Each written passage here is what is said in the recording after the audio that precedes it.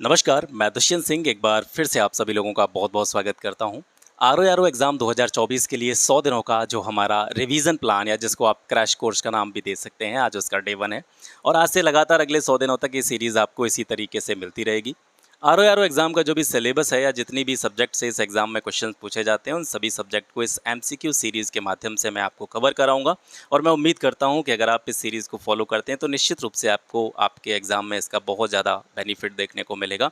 Start करने से पहले अगर आप में से कोई ऐसा साथी है जो पहली बार इस चैनल पर आया है या किसी भी तरीके से आप इस चैनल तक पहुँचे हैं, तो एक बार इस चैनल की प्लेलिस्ट को चेक करके ज़रूर देखिएगा। इसमें बहुत सारी चीज़ें आपको ऐसी मिल जाएंगी शायद जिनके बारे में आप यूट्यूब पर सर्च कर रहे हो, चाहे ज्योग्राफी की बात करें, चाहे एनसीईआरटी ज्योग्राफी की बात करें, चाहे पॉलिटी की बात करें, चाहे मैं बात करूं यूपी पीसीएस के जो भी प्रीवियस ईयर पेपर्स हैं उनको भी मैंने यहां पर डिटेल्ड एक्सप्लेनेशन के साथ में अपलोड किया हुआ है। आरओ के प्रीवियस ईयर पेपर्स भी डाले हुए हैं, बहुत सारी चीज़ें हैं, आप इसको एक बार चेक ज़रूर कर लीजिएगा, ठीक है। तो चलिए स्टार्ट करते हैं। और आज हमारी जो ये सीरीज़ है इसमें हम 3 सब्जेक्ट को लेकर के चल रहे हैं। शेड्यूल मैंने आपको पहले भी बता दिया था कि किस तरीके से हम कौन-कौन से दिन कौन-कौन सी सब्जेक्ट से जुड़े हुए क्वेश्चंस को करेंगे। तो आज हम हिस्ट्री, इंडियन नेशनल मूवमेंट और पॉलिटी की सीरीज़ कर रहे हैं और कल आपको पता ही होगा कि आप कल जो है इकोनॉमिक्स, इसके अलावा एग्रीकल्चर और यूपी स्पेशल के जो क्वेश्चन होंगे उनसे जुड़ी हुई सीरीज़ आपको मिलेगी, ठीक है। शेड्यूल का वीडियो मैंने डाला हुआ है, उसको एक बार देख लीजिएगा ताकि आपको चीज़ें समझ में आ जाएं। तो चलिए स्टार्ट करते हैं। पहला क्वेश्चन है, निम्नलिखित राष्ट्रकूट शासकों को उनके शासनकाल के अनुसार सही कालानुक्रम में हमको व्यवस्थित करना है। 4 नाम दे रखे हैं, कृष्ण प्रथम, ध्रुव, ध्रुव को धारावर्ष के नाम से भी जाना जाता है, गोविंद द्वितीय और अमोघ वर्ष प्रथम। इनके कालक्रम के अनुसार इनको व्यवस्थित करना है। तो इसमें सबसे पहले जो शासक आता है, एक क्रम के अनुसार देखेंगे तो कृष्ण प्रथम आता है। कृष्ण प्रथम के बाद में गोविंद द्वितीय का नाम आता है। गोविंद द्वितीय के बाद में ध्रुव या धारावर्ष का नाम आता है और इसके बाद में आता है आपका अमोघ वर्ष प्रथम, ठीक है। इसके बारे में थोड़ी सी अतिरिक्त जानकारी यहाँ से देखते हैं। देखिए, राष्ट्रकूट शासकों के बारे में बात हो रही है, तो राष्ट्रकूट शासकों ने दक्कन में 753 ईस्वी से लेकर के 10वीं शताब्दी के अंत तक लगभग 200 वर्षों तक शासन जो है वो किया था। और क्योंकि जो हमारा प्रश्न था वो शासकों के क्रम से संबंधित था, तो राष्ट्रकूट वंश के जितने भी शासक हैं उनका क्रम और उनका जो भी शासन की अवधि थी वो मैंने यहाँ पे लिख रखी है, इसको आप यहाँ से देख लीजिएगा। राष्ट्रकूट वंश का जो संस्थापक था वो कैसे माना जाता है, दंती दुर्ग को माना जाता है। 753 से 757 तक इसका शासनकाल रहा। इसके बाद में कृष्ण प्रथम आता है जो आपके प्रश्न में भी था, 757 से 774 ईस्वी। गोविंद द्वितीय इसके बाद में आता है 74 से 79 तक। इसके बाद में ध्रुव या धारावर्ष का नाम आता है, 779 ईस्वी से लेकर के 793 ईस्वी तक इसका शासनकाल रहा। और इसके बाद में गोविंद तृतीय और इसके बाद में फिर अमोघ वर्ष प्रथम जो कि आपके ऑप्शन में दे रखा था, 814 से लेकर के 878 ईस्वी तक। इसके बाद में कृष्ण द्वितीय, फिर इंद्र तृतीय, ठीक है, गोविंद चतुर्थ, अमोघ वर्ष तृतीय, कृष्ण तृतीय, कर्क द्वितीय और इंद्र चतुर्थ। ये पूरा जो है एक क्रम है। राष्ट्रकूट वंश के जितने भी शासक हैं वो कब से कब तक उन्होंने शासन किया और किस शासक का नाम एक वंशावली के अनुसार सबसे पहले आता है और किसका बाद में आता है, उसका एक पूरा का पूरा ऑर्डर यहाँ पे आपको दे रखा है, ठीक है। राष्ट्रकूट वंश के जो राजा थे वे हिंदू, जैन और बौद्ध तीनों धर्मों को मानते थे, ठीक है। तीनों धर्मों को ये फॉलो करते थे। राजधानी से जुड़ा हुआ प्रश्न भी कभी कभी पूछ लिया जाता है, तो राष्ट्रकूटों की जो राजधानी हुआ करती थी, कैपिटल इनकी मान्यखेत थी। राजकीय भाषा इनकी कन्नड़ और संस्कृत हुआ करती थी। राष्ट्रकूट साम्राज्य में सीधे जो प्रशासित क्षेत्र होते थे, ठीक है, जिन पर शासन किया जाता था, उनको 3 भागों में डिवाइड करते थे। ये इंपॉर्टेंट चीज़ है, इसको थोड़ा सा देखिएगा, ठीक है। राष्ट्रकूट साम्राज्य में जो प्रशासित क्षेत्र होते थे उनको 3 पार्ट्स में डिवाइड करते थे। सबसे ऊपर होता था राष्ट्र या जिसको हम प्रांत भी कहते थे। दूसरे स्थान पर आता था विषय या दूसरा पार्ट इसका था विषय। विषय होता था विषयपति के अधीन, यानी विषय का जो मुखिया होता था वो विषयपति कहलाता था। और आधुनिक समय के अनुसार अगर इसको कंपेयर करें तो जैसे ही स्थिति वर्तमान समय में एक डिस्ट्रिक्ट की होती है, जिले की होती है, वो स्थिति उस समय पर राष्ट्रकूटों के समय में विषय की हुआ करती थी। और तीसरा पार्ट था इसका भुक्ति, ठीक है। ये विषय से छोटी इकाई थी, प्रशासन की छोटी इकाई थी, किससे, विषय से छोटी। तो प्रशासन की सबसे बड़ी इकाई हुआ करती थी राष्ट्र, उससे छोटी इकाई विषय या जिला, और तीसरी इकाई जो थी प्रशासन की वो भुक्ति थी, ठीक है। अगर आपसे पूछा जाए कि राष्ट्रकूटों के प्रशासन की मूल इकाई कौन सी थी, सबसे छोटी इकाई, ठीक है, वो कौन सी थी, तो वो ग्राम थी। एलोरा के शिव मंदिर का निर्माण भी राष्ट्रकूटों ने कराया। राष्ट्रकूटों के किस शासक ने कराया? कृष्ण प्रथम ने कराया। कौन सी शैली में एलोरा के शिव मंदिर का निर्माण किया गया? द्रविड़ शैली में। दिगंबर जैन आचार्य जिनका नाम था जिनसेन, ठीक है, ये प्रश्न काफ़ी बार पूछा गया है। जिनसेन जो थे इनको किस राष्ट्रकूट शासक के द्वारा संरक्षण दिया गया था? तो अमोघ वर्ष प्रथम के द्वारा दिगंबर जैन आचार्य जिनसेन को संरक्षण दिया गया था। इसके अलावा ये भी आपको याद रखना है कि अमोघ वर्ष प्रथम ने जैन धर्म को अपनाया था, ठीक। इसके बाद में मैचिंग से जुड़ा हुआ क्वेश्चन आता है, आपको बताना है कि कौन सा युग्म सही सुमेलित नहीं है। ये कुछ बुक्स के नाम आपको यहाँ पे दे रखे हैं, ठीक है। A passage to India, E.M. Forster के द्वारा लिखी गई। द व्हील ऑफ हिस्ट्री, ये राम मनोहर लोहिया के द्वारा लिखी गई। अवर इंडियन मुसलमान्स, ये जो पुस्तक है ये मौलाना आज़ाद के द्वारा नहीं लिखी गई थी, ये W. हंटर एक राइटर थे उनके द्वारा लिखी गई थी, तो ये यहाँ से जो है सुमेलित नहीं है। और चौथा वाला जो है आपका an introduction to the dream land, ये भगत सिंह की पुस्तक है, ठीक है। तो यहाँ पर जो हम देख रहे थे तीसरा वाला जो हमारा ऑप्शन था अवर इंडियन मुसलमान, ये किसके द्वारा लिखी गई है? याद रखेंगे W. हंटर के द्वारा लिखी गई है। इसके अलावा जो नाम इसमें दे रखे थे हमारे ऑप्शंस में, मौलाना अबुल कलाम आज़ाद का नाम आया था, तो इनकी कुछ अन्य पुस्तकें हैं, जैसे इन्होंने गुबार ए खातिर लिखी 1946 में। इंडिया विंस फ्रीडम, जो कि काफ़ी बार पूछा जाता है, 1959 में इनके द्वारा लिखी गई थी। भगत सिंह की कुछ अन्य पुस्तकों के बारे में अगर देखें तो मैं नास्तिक क्यों हूँ, why I am an atheist, ये पुस्तक इन्होंने 1931 में लिखी। Jail diary and other writings, ये 12 सितंबर 1929 से लेकर के 22 मार्च 1931 के मध्य लाहौर के सेंट्रल जेल में भगत सिंह के द्वारा लिखी गई। राम मनोहर लोहिया की बात करें तो इन्होंने मार्क्स गांधी एंड सोशलिज्म नामक बुक लिखी। इसके अलावा हिंदू बनाम हिंदू, ये किताब भी इनके द्वारा लिखी गई है। और guilty man of India's partition, ये बुक भी राम मनोहर लोहिया के द्वारा लिखी गई है, ठीक है। आगे बढ़ते हैं, सूची 1 को सूची 2 से सुमेलित करना है और कूट दे रखा है जो नीचे कोड, उससे सही उत्तर का चयन हमको करना है। ये कुछ अधिनियमों के नाम दे रखे हैं और वो किस वर्ष आए उनका वर्ष दे रखा है, उनसे आपको इसे मैच करना है। तो शाही पद अधिनियम जो था ये कब आया था? शाही पद अधिनियम ये आपका 1876 में आया था। भारतीय सिविल सर्विसेज एक्ट जो था ये 1861 में आया। शारदा एक्ट 1929 में आया। और भारतीय विश्वविद्यालय अधिनियम कब आया? आपका 1904 में आया, ठीक है। तो इस हिसाब से बी ऑप्शन जो है आपका यहाँ से राइट हो जाता है। अगला क्वेश्चन भी मैचिंग से रिलेटेड है और कोड के द्वारा आपको उत्तर चयन करना है। कुछ गवर्नर जनरलों के नाम दे रखे हैं और उनसे जुड़े हुए युद्धों के नाम दे रखे हैं। तो लॉर्ड हेस्टिंग के टाइम पर पहला आंग्ल नेपाल युद्ध हुआ था और एमहर्स्ट के टाइम पर पहला आंग्ल बर्मा युद्ध हुआ था। ऑकलैंड के टाइम में पहला आंग्ल अफगान युद्ध हुआ था और लॉर्ड हॉर्डिंग के टाइम में पहला आंग्ल सिख युद्ध हुआ था। इस तरीके से आपका जो बी ऑप्शन है वो यहाँ से राइट हो जाता है। कुछ एक्स्ट्रा इन्फॉर्मेशन इसके बारे में देखेंगे। लॉर्ड हेस्टिंग, इसका जो कार्यकाल रहा 1813 से लेकर के 23 तक रहा। इसके समय में पहला आंग्ल नेपाल युद्ध हुआ और इसकी अवधि थी 1814 से लेकर के 1816। और ये महत्वपूर्ण है कि जो पहला आंग्ल नेपाल युद्ध था ये किस संधि के द्वारा समाप्त हुआ था? तो याद रखेंगे सुगौली की संधि हुई थी 1816 में, उसके द्वारा पहले आंग्ल नेपाल युद्ध का समापन हुआ था।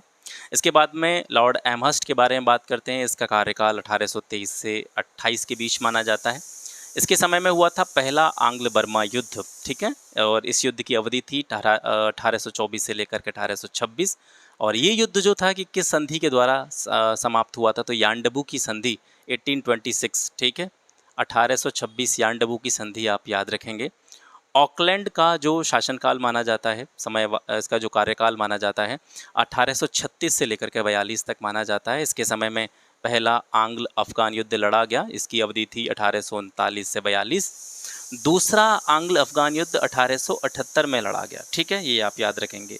और दूसरा आंग्ल अफगान युद्ध जो था वो गंडमक की संधि के द्वारा समाप्त हुआ था। यहाँ पर मैं केवल इसको इस संधि की वजह से लिखा है, आप ये न समझें कि लॉर्ड ऑकलैंड के समय में दूसरा आंग्ल अफगान युद्ध हुआ था, ठीक है।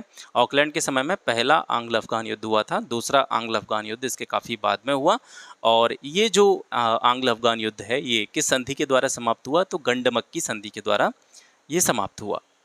इसके बाद में लॉर्ड हार्डिंग, इसका जो कार्यकाल है 1844 से लेकर के 48 के बीच माना जाता है। इसके समय में पहला आंग्ल सिख युद्ध हुआ 1845-46 में, इसमें अंग्रेज़ों की विजय हुई।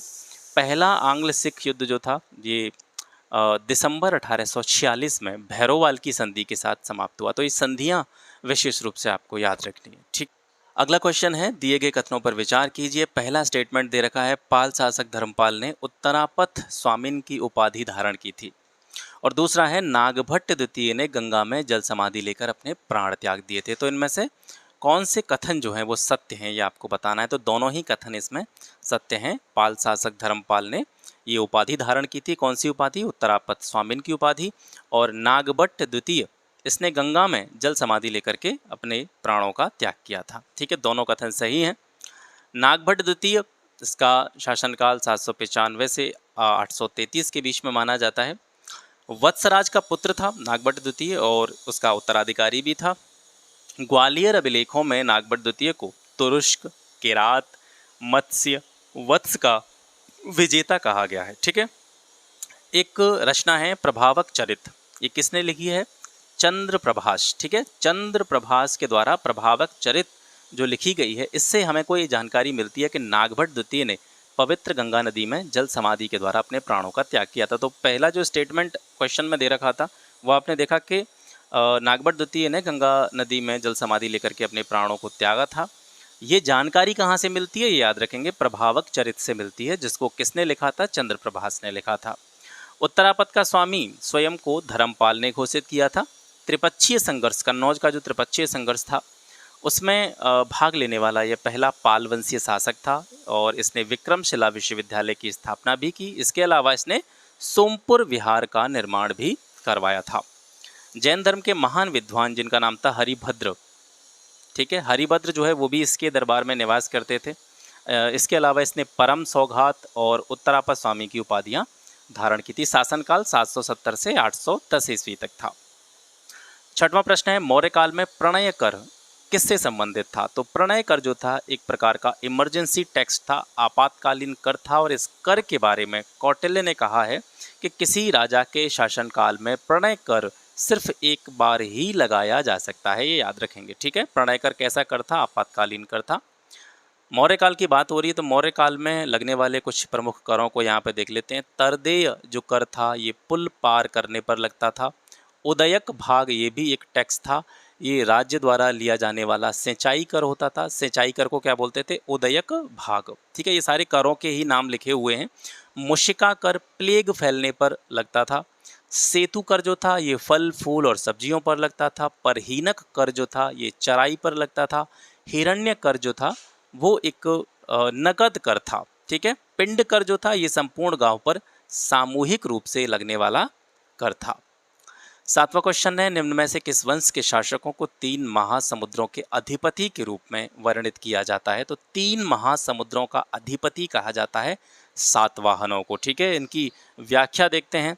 सातवाहन शासकों को 3 महासमुद्रों का अधिपति जो है वर्णित किया गया है। सातवाहन वंश का अगर पूरा शासनकाल देखें तो 60 ईस्वी पूर्व से लेकर के 240 ईस्वी तक सातवाहनों ने शासन किया। ये जो राजवंश है, सातवाहन राजवंश है, ये आंध्र वंश के नाम से भी जाना जाता है। सिमुक ने कण्व वंश के अंतिम शासक सुशर्मा की हत्या करके लगभग 60 ईस्वी पूर्व में सातवाहन वंश की स्थापना की थी। तो सातवाहन वंश का संस्थापक कौन था? सिमुक। ठीक है, इसके अलावा ये भी याद रखना है कि भारत पर सर्वाधिक समय तक शासन करने वाला ये पहला राजवंश था, सातवाहन राजवंश। ठीक है, सातवाहन शासकों को दक्षिणापथ का स्वामी कहा जाता था और इस वंश के राजा जो थे वो अपने मात्र नामों से पहचाने जाते थे। एक तरह से जो टाइटल लगाते हैं तो ये माँ का टाइटल लगाते थे। ठीक है, सातवाहन राज्य की राजधानी प्रतिष्ठान और धान्यकटक थी। इन शासकों ने कार्ले चैत्य, अजंता और एलोरा की गुफाओं का निर्माण करवाया। काफ़ी बार पूछा जाता है कि कार्ले चैत्य या फिर अजंता एलोरा की गुफाओं से जुड़ा हुआ क्वेश्चन पूछा जाता है कि इनका निर्माण किस शासकों ने करवाया? तो ये सातवाहन शासकों के द्वारा इनका निर्माण करवाया गया था। प्रसिद्ध सातवाहन शासक गौतमी पुत्र सातकर्णी, इसका एक अभिलेख है नानाघाट अभिलेख। इस नानाघाट अभिलेख से सातवाहन शासकों के द्वारा ब्राह्मणों और बौद्धों को भूमि दान करने की जानकारी प्राप्त होती है। बहुत ही इम्पोर्टेंट ये फैक्ट है, याद रखेंगे। और ये जो भूमि दान की जानकारी यहाँ से मिलती है, ये प्राचीन भारत में भूमि दान का पहला अभिलेखीय साक्ष्य है। मतलब ऐसा भूमि दान का पहला उदाहरण है जिसका साक्ष्य हमें मिलता है और साक्ष्य कहाँ से मिलता है? नानाघाट अभिलेख से। अगला प्रश्न है, अलाउद्दीन खिलजी के शासनकाल में चोल साम्राज्य के अंत का स्पष्ट विवरण अमीर खुसरो की किस प्रसिद्ध कृति से प्राप्त होता है? ठीक है, चोल साम्राज्य का अंत किया अलाउद्दीन खिलजी के शासनकाल में, तो ये जानकारी कहाँ से मिलती है? ये खज़ाइन उल फतूह से मिलती है, जो कि किसकी रचना है? अमीर खुसरो की रचना है। आगे इसके बारे में कुछ अतिरिक्त जानकारी देखते हैं। चोल साम्राज्य को अलाउद्दीन खिलजी के सेनानायक मलिक काफूर ने अपनी दक्षिण विजय के दौरान समाप्त किया था। ठीक है, याद रखेंगे। खड़ी बोली हिंदी के प्रथम कवि अमीर खुसरो को माना जाता है। इनका वास्तविक नाम था अब्दुल हसन यामिनुद्दीन। अब्दुल हसन यामिनुद्दीन अमीर खुसरो का रियल नेम था और वैसे इनको खुसरो कहा जाता था, लेकिन खुसरो के आगे जो अमीर टाइटल लगाया गया था, अमीर शब्द जुड़ा, ये किसने दिया? जलालुद्दीन फिरोज खिलजी ने। ठीक है, जलालुद्दीन फिरोज खिलजी ने खुसरो को अमीर का खिताब दिया था। अमीर खुसरो की रचनाएं हैं तुगलकनामा, किरान उस सादीन, मिफ्ता उल फतूह, आशिका और नूह सिपिहर। ये सारी रचनाएं किसकी हैं? अमीर खुसरो की हैं। अगला प्रश्न है, मेघातिथि, गोविंदराज, भारुची और कुल्लूक भट्ट ये कौन थे? तो ये चारों लोग जो थे ये मनुस्मृति के भाष्यकार थे। मनुस्मृति पर इन्होंने क्या लिखी थी? टीका लिखी थी। मनुस्मृति आप सभी जानते हैं कि ये सबसे प्राचीन स्मृति है। यह हिंदू धर्म के कई धर्मशास्त्रों में से एक प्राचीन कानूनी ग्रंथ है और इससे जुड़ा हुआ ये वाला फैक्ट बहुत इंपॉर्टेंट है कि ये जो मनुस्मृति है ये विलियम जोन्स के द्वारा 1776 में अंग्रेजी में ट्रांसलेट होने वाले पहले संस्कृत ग्रंथों में से एक था। अपरादित्य प्रथम या अपरार्क ये 1170 से लेकर के 1197 ईसा पूर्व उत्तरी कोंकण शाखा का एक शिलाहार शासक था। वह याज्ञवल्क्य स्मृति के प्रसिद्ध टीकाकारों में से एक था। ऑप्शन में दे रखा है ना, यहाँ पर हमने देखा था कि मेघातिथि, गोविंदराज, भारुची और कुल्लूक भट्ट के बारे में पूछ रहा है, ये कौन थे? तो इन्होंने मनुस्मृति पर टीका लिखी थी। अगर आपसे पूछा जाए कि याज्ञवल्क्य स्मृति पर टीका किसने लिखी थी, याज्ञवल्क्य स्मृति का भाष्यकार कौन था, तो ये था अपरादित्य या अपरार्क। ठीक है, और ये क्या था? ये उत्तरी कोंकण क्षेत्र में एक शासक था, शिलाहार शासक था और इसने याज्ञवल्क्य स्मृति पर टीका लिखी थी। ठीक है, प्राचीन भारतीय बंदरगाहों के संदर्भ में कौन सा कथन सही नहीं है आपको बताना है। पहला कथन है, मोट्टुपल्ली आंध्र प्रदेश में स्थित काकतीय राजवंश का महत्वपूर्ण बंदरगाह था। मोट्टुपल्ली क्या है? बंदरगाह का नाम है और स्टेटमेंट हमारा कह रहा है कि मोट्टुपल्ली आंध्र प्रदेश में स्थित काकतीय राजवंश का इम्पोर्टेंट पोर्ट था। दूसरा स्टेटमेंट है, पुहार जो था वो चोल साम्राज्य का प्रमुख बंदरगाह था। ये भी कथन सही है। तीसरा है, टोंडी व कोरकाई ये पांड्य राजवंश काल में महत्वपूर्ण बंदरगाह था। ये भी सही है। आंध्र प्रदेश स्थित बाबेरिंकम सातवाहन काल का प्रमुख बंदरगाह था। ये स्टेटमेंट गलत है क्योंकि बाबेरिंकम जो बंदरगाह है ये कराची के पास में सिंधु डेल्टा पर स्थित प्राचीन बंदरगाह है। प्राचीन काल में यहाँ से इंडो रोमन व्यापार होता था। भारत का रोम के साथ में व्यापार के लिए इसको जाना जाता था। आंध्र प्रदेश स्थित मछलीपट्टनम के अस्तित्व का प्रमाण मुख्यतः सातवाहन काल में मिलता है। यहाँ की प्रमुख व्यापारिक वस्तुओं में अगर देखा जाए तो मलमल के कपड़ों का व्यापार जो है मछलीपट्टनम बंदरगाह से किया जाता था। और कावेरी जो पुहार नाम आया है आपके ऑप्शन में, ठीक है, ये जो दे रखा है यहाँ पे, पुहार जो था वो चोल साम्राज्य का प्रमुख बंदरगाह शहर था। तो पुहार को कावेरी पत्तनम के नाम से भी जाना जाता है, याद रखेंगे, पुहार को ही कावेरी पत्तनम कहते हैं। आगे बढ़ते हैं, निरून और सेहबन अभियान का संबंध किस मध्यकालीन शासक से है? तो निरून और सेहबन अभियान जो है ये मोहम्मद बिन कासिम के अभियानों के अंतर्गत आते हैं। इसके अंतर्गत कुछ अतिरिक्त जानकारी देखते हैं। अरबों द्वारा भारत पर जो पहला सफल आक्रमण किया गया था वो 712 ईस्वी में किया गया था मोहम्मद बिन कासिम के नेतृत्व में। और यहाँ पर हम देख रहे हैं मोहम्मद बिन कासिम के कुछ प्रमुख अभियान। तो जैसे इसका एक अभियान आता है देवल अभियान। देवल अभियान जो था मोहम्मद बिन कासिम ने मकरान के रास्ते सबसे पहले देवल पर जो है आक्रमण किया था। ठीक है, 712 ईस्वी में मोहम्मद बिन कासिम जो है वो देवल के बंदरगाह पर पहुंचा और उसे घेर लिया था। देवल में दाहिर के भतीजे ने उसका डटकर सामना किया, लेकिन मोहम्मद बिन कासिम को यहाँ पर जो है विजय प्राप्त हुई। ऑप्शन में जो दे रखा है निरून अभियान और सेहबन अभियान, ये दोनों भी मोहम्मद बिन कासिम के अभियानों के अंतर्गत आते हैं। जब देवल अभियान मोहम्मद बिन कासिम कर चुका था, वहाँ पर विजय प्राप्त कर चुका था, तो वहाँ से जब वो आगे बढ़ा तो वो निरुन की तरफ बढ़ा, ठीक है, जहाँ बौद्ध भिक्षुओं ने बिना युद्ध किए उसकी अधीनता स्वीकार कर ली। इसके बाद में वह सेहबन गया। सेहबन में दाहिर का चचेरा भाई माजरा शासन करता था, यहाँ भी उसने विजय प्राप्त करी। इसके बाद में इसने रावर अभियान किया।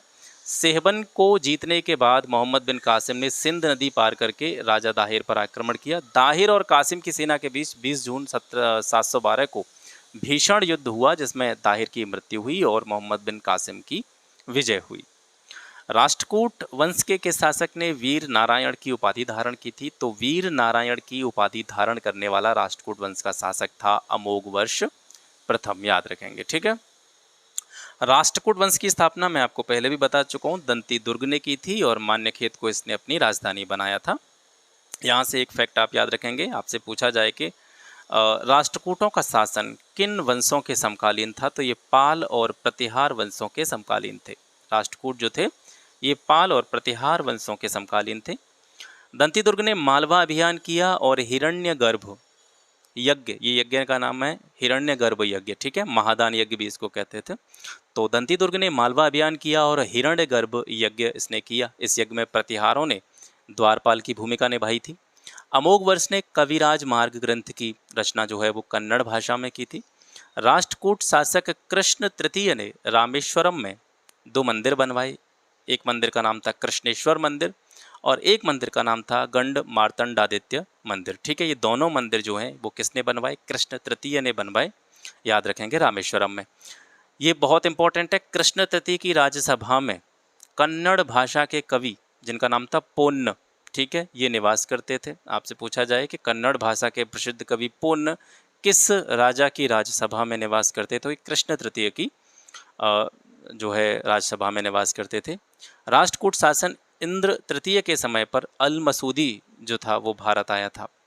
तक्कोलम की लड़ाई कब हुई थी? 949 ईस्वी में हुई थी और राष्ट्रकूट शासक कृष्ण तृतीय और चोल शासक परांतक प्रथम, इन दोनों ने इस तक्कोलम की लड़ाई में भाग लिया था, जिसमें चोल शासक जो है पराजित हुआ था, ठीक है। परांतक प्रथम जो है इसमें हार गया था, कृष्ण तृतीय की विजय हुई थी।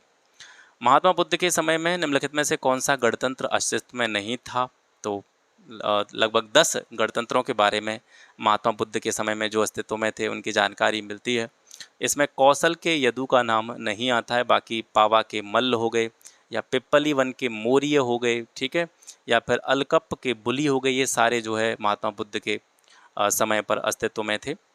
वैदिक कालीन गणतंत्र में राजस्व पर प्रत्येक कबीलाई कुलीन का अधिकार होता था, यानी जो भी रेवेन्यू होता था, वैदिक कालीन समय की हम बात कर रहे हैं, तो जो गणतंत्र व्यवस्था होती थी उसमें कबीले जो होते थे, कबीलों में जो सबसे कुलीन कबीला होता था उसका अधिकार पूरे रेवेन्यू पर होता था और जो रेवेन्यू कलेक्ट करता था, ठीक है, उसी को राजा कह दिया जाता था। राजा स्वेच्छाचारी शासन नहीं कर सकता था, मतलब जिस तरीके से कालांतर में आपको राजा देखने को मिलते हैं जिन्होंने अपने नियम बनाए, अपने कानून बनाए, अपनी शासन व्यवस्था को अपने तरीके से चलाया, यानी अपनी स्वेच्छा से जिस तरीके से वो आचरण करना चाहते थे उस तरीके से उन्होंने आचरण किया। लेकिन वैदिक कालीन गणतंत्र में ऐसा नहीं था, राजा अपनी स्वेच्छा से शासन नहीं कर सकते थे। गणतंत्र व्यवस्था में कुलीनों की समिति के अंतर्गत कार्य किया जाता था। एक समिति होती थी और वो जिस तरीके का सुझाव राजा को देती थी उसी तरीके से निर्णय लिए जाते थे। गणतंत्र में ब्राह्मणों का भी कोई वर्चस्व नहीं था, ठीक है, वैदिक काल में। बुद्ध काल में 16 महाजनपदों के अलावा गंगा घाटी में कई गणतंत्रों के अस्तित्व के प्रमाण मिलते हैं। बुद्ध के समय में गणतंत्रों की संख्या कितनी थी? 10 थी, जैसा कि मैंने आपको अभी बताया था। तो ये 10 गणतंत्र कौन कौन से थे जो कि बुद्ध के समय में थे? तो ये थे कपिलवस्तु के शाक्य, सुमसुमारा के भग्ग, अलकप के बुली, केसपुत के कलाम, रामग्राम के कोलीय, कुशीनारा के मल्ल, ठीक है। ये पहला जो टर्म है ये जगह को संदर्भित करता है, दूसरा जो भी गणतंत्र हैं उनके नामों को संदर्भित कर रहा है, ठीक है। जैसे कपिलवस्तु के शाक्य, इसका मतलब क्या है? कपिलवस्तु एक प्लेस है, एक स्थान है, और शाक्य जो है वहाँ का गणतंत्र है, उस गणतंत्र का नाम है। ऐसे सुमसुमारा प्लेस का नाम है, भग्ग जो है वहाँ के गणतंत्र का नाम है, ठीक है, तो इसमें कंफ्यूज नहीं होना है। ऐसे ही पावा के मल्ल गणतंत्र, ठीक है, पिप्पली वन के मौर्य, वैशाली के लिच्छवी और मिथिला के विदेह, ये 10 गणतंत्र जो थे ये बुद्ध के समय में अस्तित्व में थे। अब महात्मा बुद्ध का जो जन्म हुआ था वो किस गणतंत्र में हुआ था? शाक्य गणतंत्र में हुआ था। इस राज्य का विनाश कौशल नरेश विड्डूब के द्वारा किया गया था। वैशाली का लिच्छवी गणतंत्र जो था ये बुद्ध काल का सबसे बड़ा और शक्तिशाली राज्य था। महावग्ग जातक, ठीक है, जातक कथाएं या जातक ग्रंथ जो हैं तो उसमें से एक नाम आता है महावग्ग जातक। इसमें वैशाली को एक धनी, समृद्धशाली और घनी आबादी वाला नगर बताया गया है। आगे देखते हैं, चोलों की सैन्य और राजस्व व्यवस्था के संदर्भ में निम्न में से कौन सा कथन सही है? पहला है, चोल सेना जो थी वो छावनियों में रहती थी और इन छावनियों को वल्लेकार कहा जाता था। दूसरा है, चोल राजस्व व्यवस्था में गृह कर को मनी इरई कहा जाता था। तो इसमें से केवल दूसरा वाला जो कथन है वो सही है, पहला वाला कथन आपका गलत है। चोल सेना जिन छावनियों में रहती थी उनको वल्लेकर नहीं कहा जाता था। ठीक है, इसकी व्याख्या देखते हैं। चोलों की विशेषता क्या थी? सबसे बड़ी विशेषता थी चोलों की नौसेना। ठीक है, और इसी नौसेना के दम पर इन्होंने बंगाल की खाड़ी पर कब्जा कर लिया था। और इसके बारे में ये कहा जाता है कि बंगाल की खाड़ी चोलों के लिए एक झील बनकर रह गई। झील बनकर रह गई मतलब ये एक तरह से एक उक्ति है, एक कोटेशन इसको आप मान सकते हैं। झील का मतलब है एक छोटा क्षेत्र और एक महासागर का मतलब है, या एक समुद्र के किसी क्षेत्र का मतलब है एक बहुत बड़ा क्षेत्र आ जाता है। तो क्योंकि बंगाल की खाड़ी भी एक कोई छोटा मोटा क्षेत्र नहीं, एक बहुत बड़ा क्षेत्र है, लेकिन क्योंकि चोलों की जो नौसैनिक शक्ति थी वो काफ़ी मजबूत थी तो उनके लिए वो झील की तरह था। ठीक है, आवागमन में उनको किसी भी प्रकार की कोई दिक्कत नहीं थी और उस पर एक तरह से आधिपत्य जमाने में भी उन्हें किसी प्रकार की दिक्कत नहीं थी। तो बंगाल की खाड़ी चोलों के लिए एक झील की तरह बन करके रह गई थी।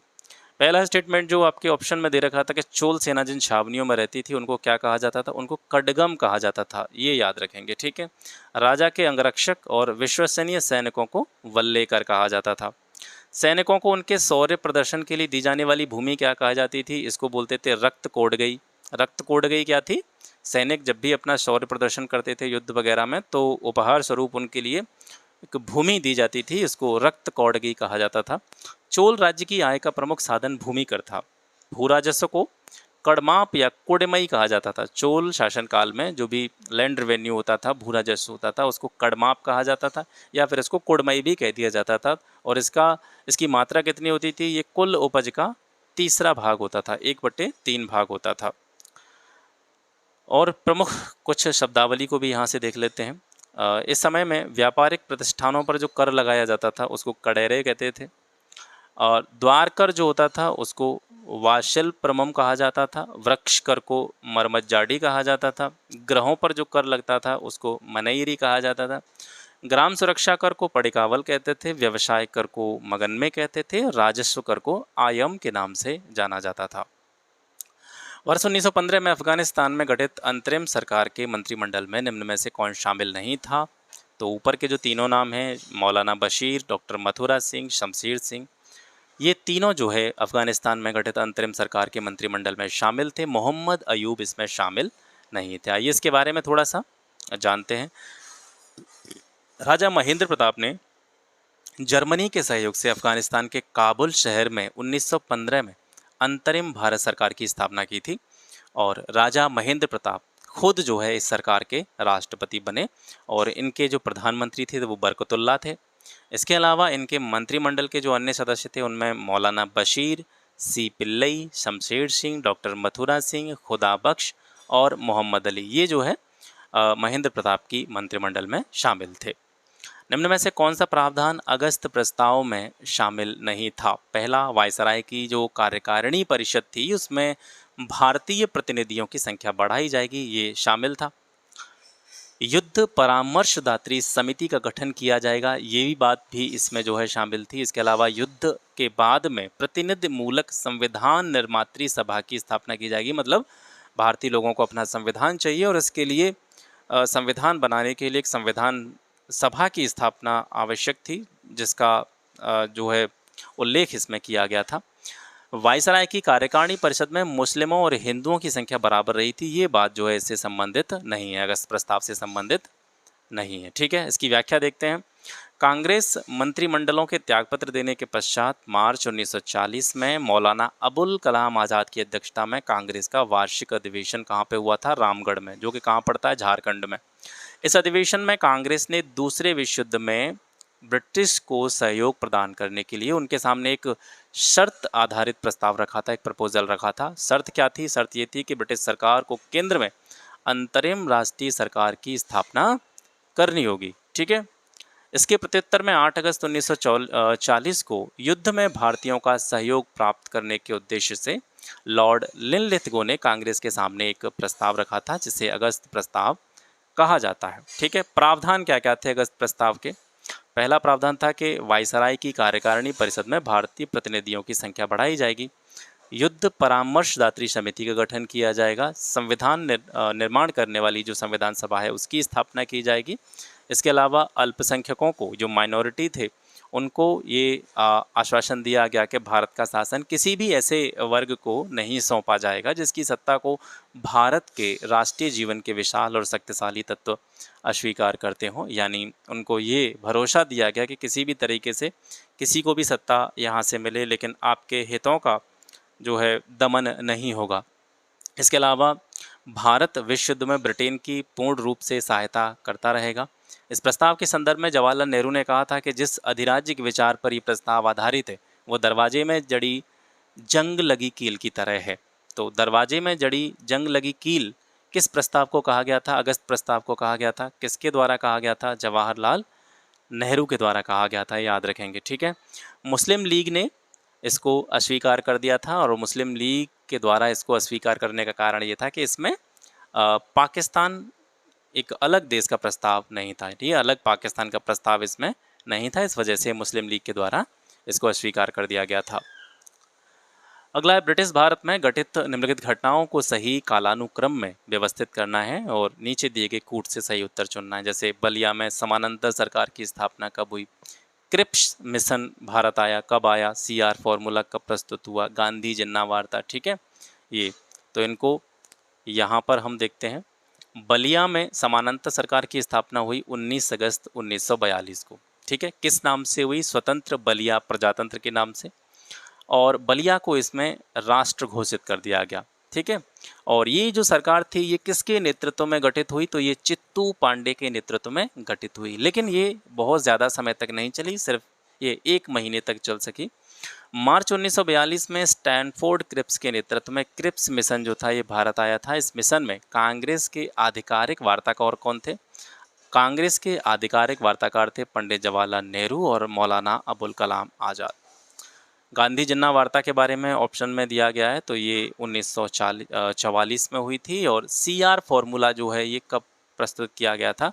ये मार्च 1944 में प्रस्तुत किया गया था। और इसको प्रस्तुत करने का मुख्य कारण क्या था? संवैधानिक गतिरोध को समाप्त करना।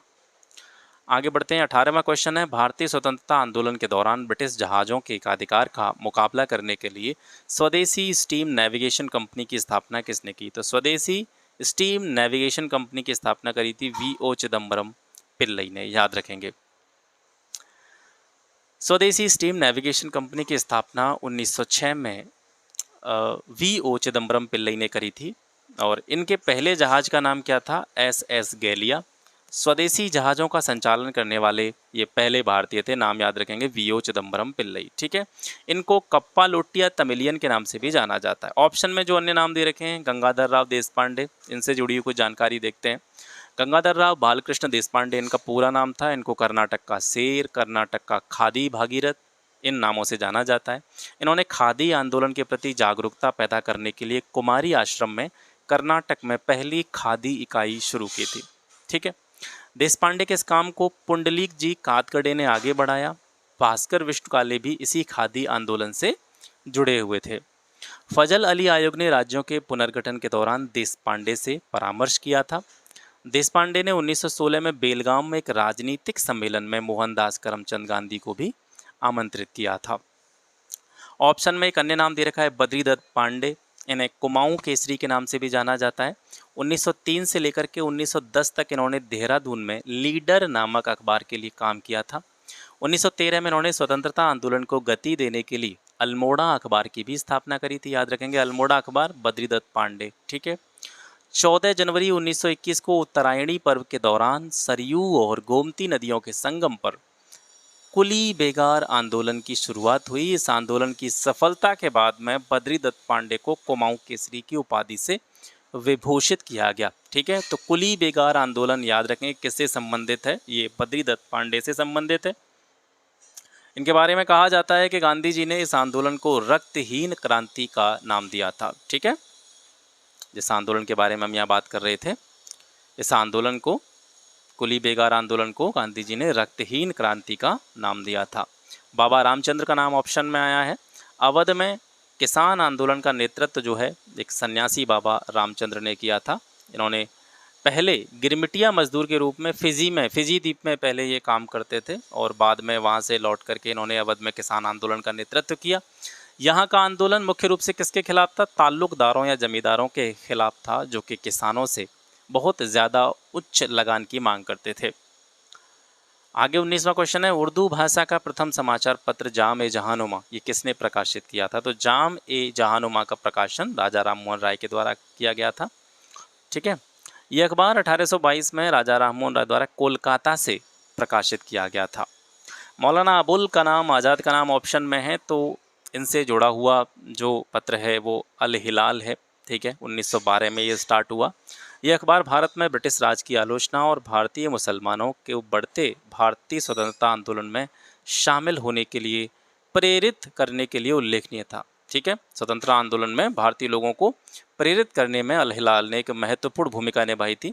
अल हिलाल 1912 से 1914 तक चला। 1914 में जो वर्नाकुलर प्रेस एक्ट के तहत इसको जो है बंद कर दिया गया था।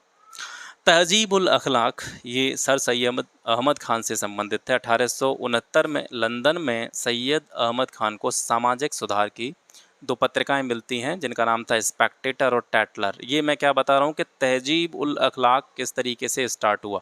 ठीक है, तो सैयद अहमद खान ने इसको स्टार्ट किया था। ये लंदन में थे। लंदन में इनको 2 मैगजीन्स के बारे में पता चला, स्पेक्टेटर और टैटलर।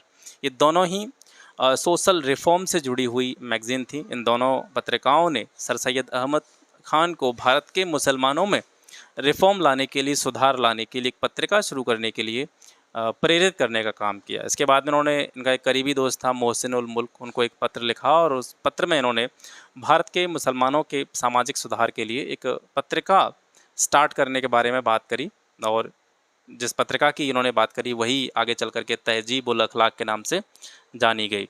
ठीक है, अक्टूबर 1870 में जब लंदन से ये लौट करके आए बनारस, 24 दिसंबर को इन्होंने तहजीब उल अखलाक की शुरुआत कर दी। ठीक है, इनका नाम तुर्किस्तान के दार्शनिक हकीम अबू अली मस्का की किताब के नाम पर रखा गया। किसका नाम? ये जो पत्रिका थी तहजीब उल अखलाक, इसका जो नाम है वो कहाँ से लिया गया है या किस चीज़ से प्रेरित है? तो ये तुर्किस्तान के एक फ़िलोसोफ़र हकीम अबू अली मस्का, ठीक है, इनकी बुक थी, वहाँ से जो है ये नाम लिया गया है। इसे भारत के मुसलमानों से कड़े प्रतिरोध का सामना भी करना पड़ा था। ठीक है, क्योंकि मुसलमानों में कुछ सामाजिक सुधार की बात इस तहजीबुल अखलाक के द्वारा करी गई थी, जिसका विरोध मुसलमानों ने किया था। संवाद कौमुदी राजा राममोहन राय के द्वारा स्टार्ट किया गया था 1819 में। एक बंगाली साप्ताहिक समाचार पत्र था, एक सुधारवादी पत्र था, जिसमें सती प्रथा की समाप्ति के लिए अभियान चलाया गया था। इसको 1821 में जो है प्रकाशित किया गया था। अगला प्रश्न है, निम्न में से कौन उत्तर प्रदेश किसान सभा के संस्थापक सदस्यों में शामिल नहीं थे? तो उत्तर प्रदेश किसान सभा के संस्थापकों की बात करें तो इंद्र नारायण द्विवेदी, मदन मोहन मालवीय, गौरी शंकर मिश्र, ये सभी उत्तर प्रदेश किसान सभा के संस्थापक सदस्यों में शामिल थे। बामा रामचंद्र इसमें शामिल नहीं थे। व्याख्या देखते हैं। जमींदारों के अत्यधिक शोषण से संयुक्त प्रांत के किसानों ने विद्रोह कर दिया और फरवरी 1818 में इंद्र नारायण द्विवेदी, गौरी शंकर मिश्र और मदन मोहन मालवीय के प्रयासों से उत्तर प्रदेश किसान सभा का गठन किया गया।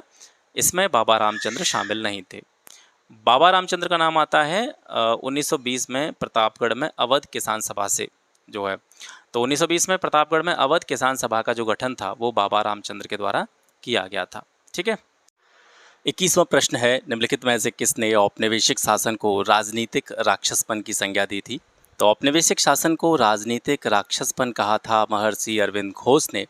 इनके बारे में थोड़ी सी जानकारी और यहाँ से देखते हैं। अरविंद घोष जो थे, ये स्वदेशी और बहिष्कार आंदोलनों में सक्रिय रूप से एक्टिव रहे थे, भागीदार रहे थे। 1908-9 में सरकार यानी कि ब्रिटिश सरकार ने इन्हें अलीपुर बम कांड में ब्रिटिश राज के विरुद्ध युद्ध इस तरह का मुकदमा चला करके 1 वर्ष के लिए कैद कर दिया था, लेकिन बाद में इनको छोड़ भी दिया गया था। ठीक है, अलीपुर बम कांड को मणिकटोला बम कांड या मुरारी पुकुर षड्यंत्र के नाम से भी जाना जाता है, ये भी आपको याद रखना है। बाद में 1910 में अरविंद घोष पांडिचेरी चले गए थे और वहीं पर अपना जीवन जो था ध्यान या योग या ईश्वर की आराधना जैसी चीज़ों में लगाया था। आगे बढ़ते हैं। निम्नलिखित में से किस क्रांतिकारी को काकोरी ट्रेन एक्शन के लिए फांसी गोंडा में दी गई थी? ये बहुत ही इम्पोर्टेंट क्वेश्चन है और इस ट्रेन एक्शन कांड में जितने भी लोगों को फांसी दी गई थी उनको कहाँ कहाँ फांसी दी गई थी, इस तरीके के प्रश्न यहाँ से अक्सर बनते रहे हैं। ठीक है, तो आपके सामने यहाँ पर आपको पूछा जा रहा है कि काकोरी ट्रेन एक्शन में गोंडा में फांसी किसे दी गई, तो राजेंद्र लाहिड़ी को जो है गोंडा में फांसी दी गई थी, आप याद रखेंगे। काकोरी ट्रेन एक्शन के बारे में और ज़्यादा जानकारी यहाँ से देखते हैं। 9 अगस्त 1925 की रात को चंद्रशेखर आज़ाद, अशफाक उल्ला खां, रामप्रसाद बिस्मिल, राजेंद्र लाहिड़ी, रोशन सिंह, मनमथ नाथ गुप्त, राजकुमार रामदुलारे, विष्णु शरण दुबलिस, सुरेश चंद्र भट्टाचार्य, जोगेंद्र नाथ चटर्जी और सचिंद्र बख्शी। ठीक है, ये नाम सभी नाम मैंने इसलिए यहाँ पे लिखे हैं क्योंकि यहाँ से प्रश्न इस तरीके से भी बनते रहे हैं कि काकोरी ट्रेन एक्शन में कौन कौन से लोग शामिल थे, तो ये सारे लोग जो है इसमें शामिल थे। ठीक है, इसके अलावा हिंदुस्तान रिपब्लिकन आर्मी यानी HRA जिसको संक्षेप में कहा जाता है, हिंदुस्तान रिपब्लिक आर्मी, इसके क्रांतिकारियों ने लखनऊ से कुछ दूरी पर काकोरी और आलमनगर के बीच में ट्रेन से लाए जा रहे सरकारी खजाने को लूट लिया था। ठीक है, और इसी घटना को काकोरी ट्रेन एक्शन नाम दिया गया। इस ट्रेन एक्शन के क्रांतिकारियों में जो राजेंद्र लाहिड़ी थे, जिनसे जुड़ा हुआ हमारा प्रश्न है, इनको गोंडा में फांसी दी गई। ठीक है, कब फांसी दी गई थी इनको 17 दिसंबर 1927 को फांसी दी गई। रामप्रसाद बिस्मिल जो थे, इनको गोरखपुर में फांसी दी गई थी 19 दिसंबर 1927 को। और अशफाक उल्ला खां को फैजाबाद में फांसी दी गई। रोशन लाल को इलाहाबाद में फांसी दी गई, याद रखेंगे। ठीक है, ये बहुत इंपॉर्टेंट स्टेटमेंट है यहाँ से।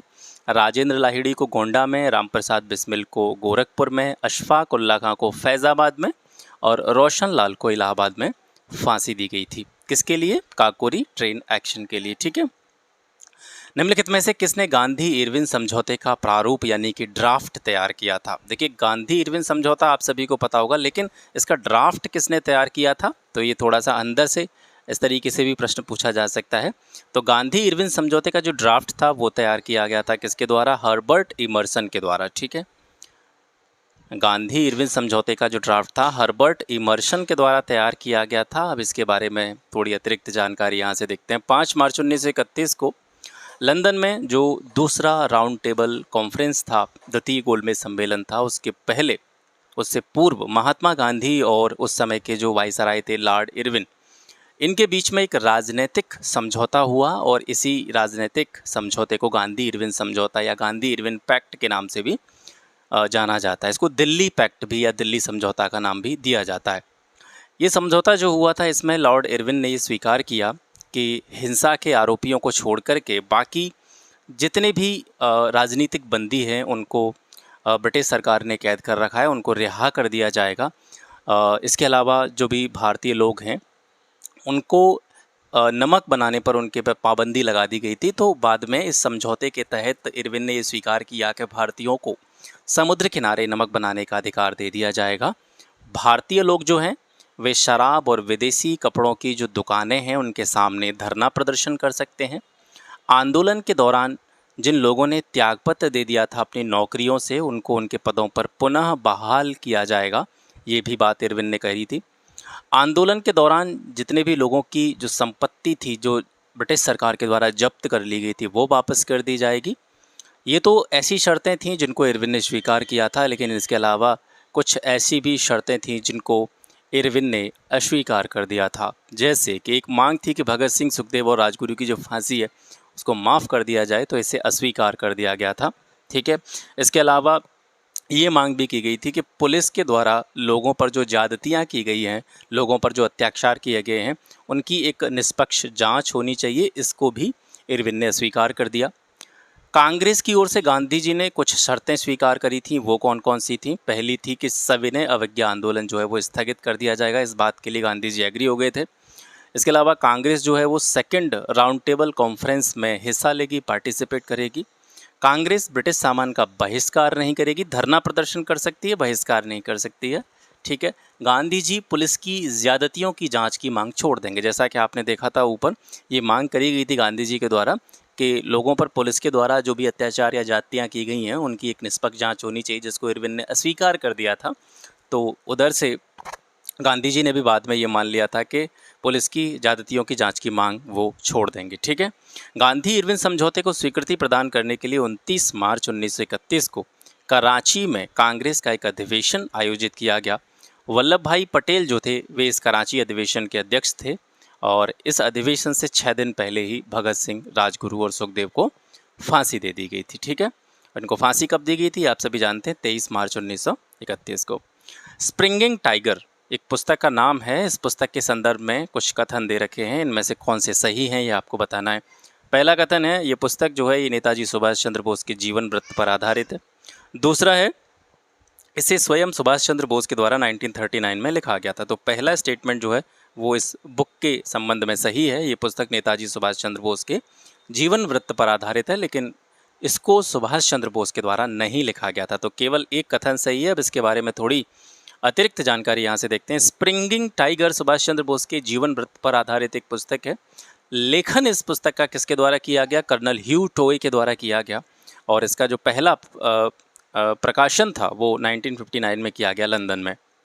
टोए जो थे जिन्होंने इस पुस्तक को लिखा था, कर्नल ह्यू टोए, ये द्वितीय विश्व युद्ध में बर्मा में खुफिया अधिकारी के रूप में ये इन्होंने काम किया था और इन्होंने जो INA था, इंडियन नेशनल आर्मी, ठीक है, इसके पकड़े गए सैनिकों से पूछताछ करने का काम भी जो है इनको सौंपा गया था। ठीक है। ये पुस्तक जो है springing tiger Indian national army का एक विस्तृत ऐतिहासिक वर्णन प्रस्तुत करती है। आगे देखते हैं। निम्नलिखित घटनाओं पर विचार करें और उन्हें कालक्रम में व्यवस्थित करें। पहला, स्वराज पार्टी का गठन, प्रिंस ऑफ वेल्स का भारत आगमन, ताशकंद में भारतीय कम्युनिस्ट पार्टी की स्थापना और चौरा चौरी कांड। ठीक है। तो इसके बारे में आप जब भी जानते हैं कि चौरा चौरी 22 में हुआ था, 1922, और ताशकंद में जो कम्युनिस्ट पार्टी की स्थापना हुई थी वो 1920 में हुई थी। ठीक है, 1920 में। और प्रिंस ऑफ वेल्स का यानी एडवर्ड तृतीय जो थे प्रिंस ऑफ वेल्स, इनका भारत आगमन हुआ था 1921 में। और इसके अलावा स्वराज पार्टी आप सभी जानते हैं इसका गठन कब हुआ? 1923 में। इस तरीके से इन सारों चीज़ों को आप जो है कालक्रम में लगा सकते हैं। यहाँ पर मैंने इसकी एक्सप्लेनेशन भी आपको दी है। ताशकंद में भारतीय कम्युनिस्ट पार्टी की स्थापना हुई थी 17 अक्टूबर 1920 को। किसके द्वारा करी गई थी? MN रॉय के द्वारा करी गई थी, याद रखेंगे। प्रिंस ऑफ वेल्स का भारत आगमन हुआ था 17 नवंबर 1921 को। चौरी चौरा कांड हुआ था 4 फरवरी 1922 को और स्वराज पार्टी का गठन हुआ था 1 जनवरी 1923 को। ठीक है। 26वां प्रश्न है, भारत छोड़ो आंदोलन के संबंध में निम्नलिखित में से कौन सा एक कथन सही नहीं है? पहला कथन है, पूर्ववर्ती आंदोलनों की तुलना में, यानी इससे पहले जो आंदोलन हुए थे उनकी तुलना में, उनकी अगर तुलनात्मक रूप से देखें उन सभी आंदोलनों में और भारत छोड़ो आंदोलन में, तो जो भारत छोड़ो आंदोलन था इसमें स्वतः स्फूर्तता का तत्व ज़्यादा था। स्वतः स्फूर्तता का मतलब ये है कि इसमें लोग अपने आप अपने देश को अंग्रेज़ों से आज़ाद कराने के लिए एक तरह की उनके अंदर इच्छा जागृत हुई थी और वो स्वेच्छा से इस आंदोलन में शामिल हुए थे। तो पहले भी आंदोलन हुए थे लेकिन इतनी जनमानस में जो जागृति थी उन आंदोलनों में नहीं थी। भारत छोड़ो आंदोलन में पूरा देश एकजुट हुआ था अंग्रेज़ों के खिलाफ। तो स्वतः स्फूर्तता जो है तत्व, एक एलिमेंट जो था इस क्विट इंडिया मूवमेंट में, ये जो है अन्य आंदोलनों की अपेक्षा ज़्यादा था। दूसरा है, गांधी जी द्वारा आंदोलन में जो हिंसा हुई थी, ठीक है, गांधी जी द्वारा इस हिंसा के लिए आंदोलनकारियों की निंदा की गई। तो ये जो स्टेटमेंट है ये सही नहीं है। हालांकि ब्रिटिश सरकार ने गांधी जी पर यह दबाव डाला था कि भारत छोड़ो आंदोलन के दौरान जो व्यापक रूप से हिंसा हुई है आंदोलनकारियों के द्वारा उनकी निंदा की जाए, और उस पर गांधी जी कुछ बोले, लेकिन गांधी जी ने इस हिंसा के लिए आंदोलनकारियों की निंदा करने का जो उनकी डिमांड थी ब्रिटिश सरकार की, उसको रिफ्यूज़ कर दिया था, उससे वो पीछे हट गए थे। तीसरा है, छात्र, मजदूर, कृषक, ये सभी आंदोलन की रीढ़ थे, लेकिन जो उच्च वर्ग था या फिर एक तरह से कह सकते हैं जो हाईली एजुकेटेड लोग थे या नौकरशाही लोग थे, जो ब्रिटिश सरकार में नौकरियां करते थे, वो सामान्य तौर पर इस आंदोलन में कांस्टेंट बने रहे, तटस्थ बने रहे। तो ये बिल्कुल बात सही है, ठीक है। इसमें जो सर्वाधिक एक तरह से कह सकते हैं हम पार्टिसिपेट किया था, स्टूडेंट्स ने किया था, मजदूर लोग थे वो भी इसमें शामिल थे, किसानों ने जो है इस आंदोलन में जान फूंकी थी, महिलाओं ने भी इसमें बढ़ चढ़ करके हिस्सा लिया था। लेकिन उच्च वर्ग और जो नौकरशाही वर्ग था, ठीक है, ये इस आंदोलन में तटस्थ बना रहा। तो ये भी सही है, आंदोलन में महिलाओं ने बढ़ चढ़ कर हिस्सा लिया, ये भी सही है। गांधी जी द्वारा आंदोलन में व्यापक हिंसा के लिए आंदोलनों की निंदा की गई, ये स्टेटमेंट जो है क्विट इंडिया मूवमेंट या भारत छोड़ो आंदोलन के संबंध में सही नहीं है। भारत में सहकारी आंदोलन का जनक किसको माना जाता है? तो भारत में सहकारी आंदोलन का जनक माना जाता है एफ निकोलसन को, ठीक है। अब सहकारी आंदोलन के बारे में थोड़ी सी जानकारी और देखते हैं। भारत में सहकारी आंदोलन की शुरुआत हुई 1904 में, और किसके शासनकाल में? लॉर्ड कर्जन के शासनकाल में। 1904 के सहकारी अधिनियम में नॉन क्रेडिट सोसाइटी के निर्माण के लिए कोई उल्लेख नहीं था, ये कमी थी इसमें, जिसको दूर करने के उद्देश्य से सहकारी अधिनियम 1912 बना, जिसमें नॉन क्रेडिट सोसाइटियों के निर्माण का प्रोविज़न किया गया, प्रावधान किया गया। बहुउद्देशीय सरकारी समिति की स्थापना सबसे पहले उड़ीसा में 1939 में की गई। और आपसे एक प्रश्न ये भी पूछा जाता है कि सहकारिता की उत्पत्ति ये कहाँ हुई थी, या सहकारिता का जो कॉन्सेप्ट था ये कहाँ से आया था? तो ये ब्रिटेन से आया था। अंतर्राष्ट्रीय सहकारिता दिवस प्रतिवर्ष कब मनाया जाता है? जुलाई माह का जो पहला सैटरडे होता है, प्रथम शनिवार होता है, उसको अंतर्राष्ट्रीय सहकारिता दिवस के रूप में हम मनाते हैं। अगला प्रश्न है, मैचिंग से रिलेटेड है, और सूची 1 को सूची 2 से आपको सुमेलित करना है। तो ये दोनों चीज़ें हैं, एक साइड में आपको कुछ पुस्तकों के नाम दे रखे हैं, दूसरी साइड में आपको उन पुस्तकों से रिलेटेड जो व्यक्ति हैं या जिन्होंने ये पुस्तक लिखी हैं उनके नाम दे रखे हैं। तो इंडिया फॉर इंडियंस ये चित्रन दास ने लिखी है, ये पहले से ही मैच्ड हैं। अ नेशन इन मेकिंग ये एस.एन. बनर्जी के द्वारा लिखी गई है। हिंट्स फॉर सेल्फ कल्चर ये लाला हरदयाल के द्वारा लिखी गई। इंडिया डिवाइडेड जो है ये राजेंद्र प्रसाद की पुस्तक है, ठीक है। तो 1 2 3 4 ये जो है इसका सही मैच है। इसके अलावा कुछ अन्य महत्वपूर्ण पुस्तकें हैं जो आपसे पूछी जाती रही हैं पहले भी, तो इनको भी थोड़ा सा देख लीजिएगा। अनहैप्पी इंडिया ये लाला लाजपत राय की पुस्तक है। वार ऑफ इंडियन इंडिपेंडेंस ये वीर सावरकर के द्वारा लिखी गई है। कांग्रेस का इतिहास पट्टाभी सीतारमैया ने लिखा। इंडियन स्ट्रगल ये सुभाष चंद्र बोस की पुस्तक है। Economic history of India R C. Datta. Glimpses of world history Jawaharlal Nehru की पुस्तक है। The man who divided India ये लिखी है रफ़ीक ज़कारिया ने। और प्राइस ऑफ पार्टीशन की रचना भी रफ़ीक ज़कारिया के द्वारा की गई है। नीचे 2 कथन दिए गए, जिनमें एक को कथन दूसरे को कारण कहा गया है। यहाँ से आपकी पॉलिटी स्टार्ट हो जाती है, ठीक है। अभी हम ऊपर हिस्ट्री और इंडियन नेशनल मूवमेंट के क्वेश्चंस को देख रहे थे, अब यहाँ से आपकी पॉलिटी स्टार्ट हो जाती है। तो पहला जो कथन दे रखा है वो दे रखा है कि राष्ट्रपति जो होता है वो संसद के किसी भी सदन का सदस्य नहीं होता है। और कारण दे रखा है कि संसद राष्ट्रपति और दोनों सदनों से मिलकर के बनती है। तो यहाँ से हम देखेंगे, देखिए राष्ट्रपति जो होता है संसद के किसी भी सदन का सदस्य नहीं होता है, मेंबर नहीं होता है वो किसी भी सदन का, चाहे लोकसभा की बात करें चाहे राज्यसभा की बात करें, तो किसी भी सदन का सदस्य राष्ट्रपति नहीं होता है। ये स्टेटमेंट सही है, कथन सही है, और कारण भी सही है कि संसद राष्ट्रपति और दोनों सदनों से मिलकर के बनती है। यानी जब भी हम संसद की बात करते हैं तो उसमें उसके 2 सदन आते हैं, लोकसभा राज्यसभा, इसके साथ साथ तीसरा जो उसका एक घटक है, कंपोनेंट है, वो राष्ट्रपति होता है। तो कथन और कारण दोनों सही हैं, लेकिन यहाँ से इस तरीके के प्रश्नों में थोड़ी सी कन्फ्यूजन हो जाती है। तो यहाँ से हमको ये याद रखना है, ये देखना है थोड़ा सा कि कथन और कारण दोनों सही हैं। जो बात इनमें कही जा रही है, कथन जो कह रहा है वो भी सही है, कारण जो कह रहा है वो भी सही है, लेकिन कथन और कारण में कोई तार्किक या लॉजिकल संबंध नहीं है। और ये यहाँ पर ये कह रहा है कि जो कारण है वो कथन की व्याख्या नहीं कर रहा है, ठीक है।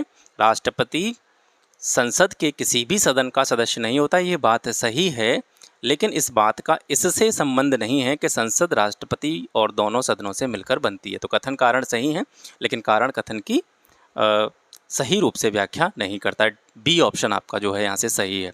अब इसके बारे में थोड़ा सा और जानते हैं। भारतीय संविधान का आर्टिकल 79 ये किससे संबंधित है? संसद के गठन से संबंधित है। और इस अनुच्छेद में ये प्रावधान किया गया है कि संघ के लिए एक संसद होगी, जिसमें कौन कौन होंगे? राष्ट्रपति होगा, संसद के दोनों सदन होंगे जिसमें से एक राज्यसभा होगा, एक लोकसभा होगा। इस प्रकार राष्ट्रपति जो है संसद का एक अभिन्न अंग है, लेकिन वह संसद के किसी भी सदन का सदस्य नहीं होता है। ये चीज़ आपको यहाँ से याद रखनी है। नेक्स्ट क्वेश्चन है, निम्न में से कौन सा कथन सही है? पहला है, भारतीय संविधान के अनुच्छेद 188 के तहत राज्य विधानमंडलों के सचिवालय के प्रावधान किए गए हैं। देखिए क्या कह रहा है, 188 के तहत राज्य विधानमंडलों के सचिवालय के प्रावधान किए गए हैं। और दूसरा कह रहा है कि किसी राज्य की विधानसभा का जो सचिवालय होता है संबंधित राज्य के मुख्यमंत्री के मार्गदर्शन और नियंत्रण में कार्य करता है। तो दोनों ही कथन जो दे रखे हैं वो गलत हैं, सत्य हैं, दोनों ही कथन सही नहीं है। राज्य विधानमंडलों के सचिवालय का जो प्रावधान है वो आर्टिकल 187 में है, और किसी राज्य की विधानसभा का जो सचिवालय होता है वो मुख्यमंत्री के मार्गदर्शन और कंट्रोल में काम नहीं करता है। इसकी एक्सप्लेनेशन देखते हैं। भारतीय संविधान का आर्टिकल 187 जो है ये राज्य विधानमंडलों के सचिवालय के लिए प्रावधान करता है, और किसी राज्य की विधानसभा का जो सचिवालय होता है उस राज्य के विधानसभा अध्यक्ष के मार्गदर्शन में और उसके कंट्रोल में काम करता है, मुख्यमंत्री के मार्गदर्शन में कार्य नहीं करता है। सचिवालय के काम क्या क्या होते हैं थोड़ा सा नज़र डालते हैं। सदनों के प्रभावी कामकाज के लिए सचिवालय सहायता उपलब्ध कराना, इसके अलावा सदनों की जो प्रतिदिन की कार्यवाहियाँ होती हैं उनका एक रिकॉर्ड तैयार करना और उनको पब्लिश करना, महासचिव द्वारा पीठासीन अधिकारियों को सहायता और सलाह देना, इसके अलावा वेतन और अन्य जो भत्ते होते हैं उनका भुगतान करने का काम भी सचिवालय का होता है। एक इम्पॉर्टेंट पॉइंट है यहाँ पर, ये देखिएगा, अनुच्छेद 98 जो है ये संसद के प्रत्येक सदन के लिए यानी कि लोकसभा और राज्यसभा दोनों के लिए एक सचिवालय का प्रावधान करता है।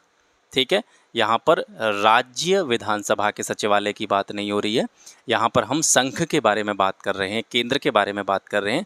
और केंद्र में जो संसद होती है उसके जो दोनों सदन होते हैं, लोकसभा और राज्यसभा, इन दोनों सदनों के लिए एक सचिवालय होगा। यह प्रावधान भारतीय संविधान के आर्टिकल 98 में किया गया है।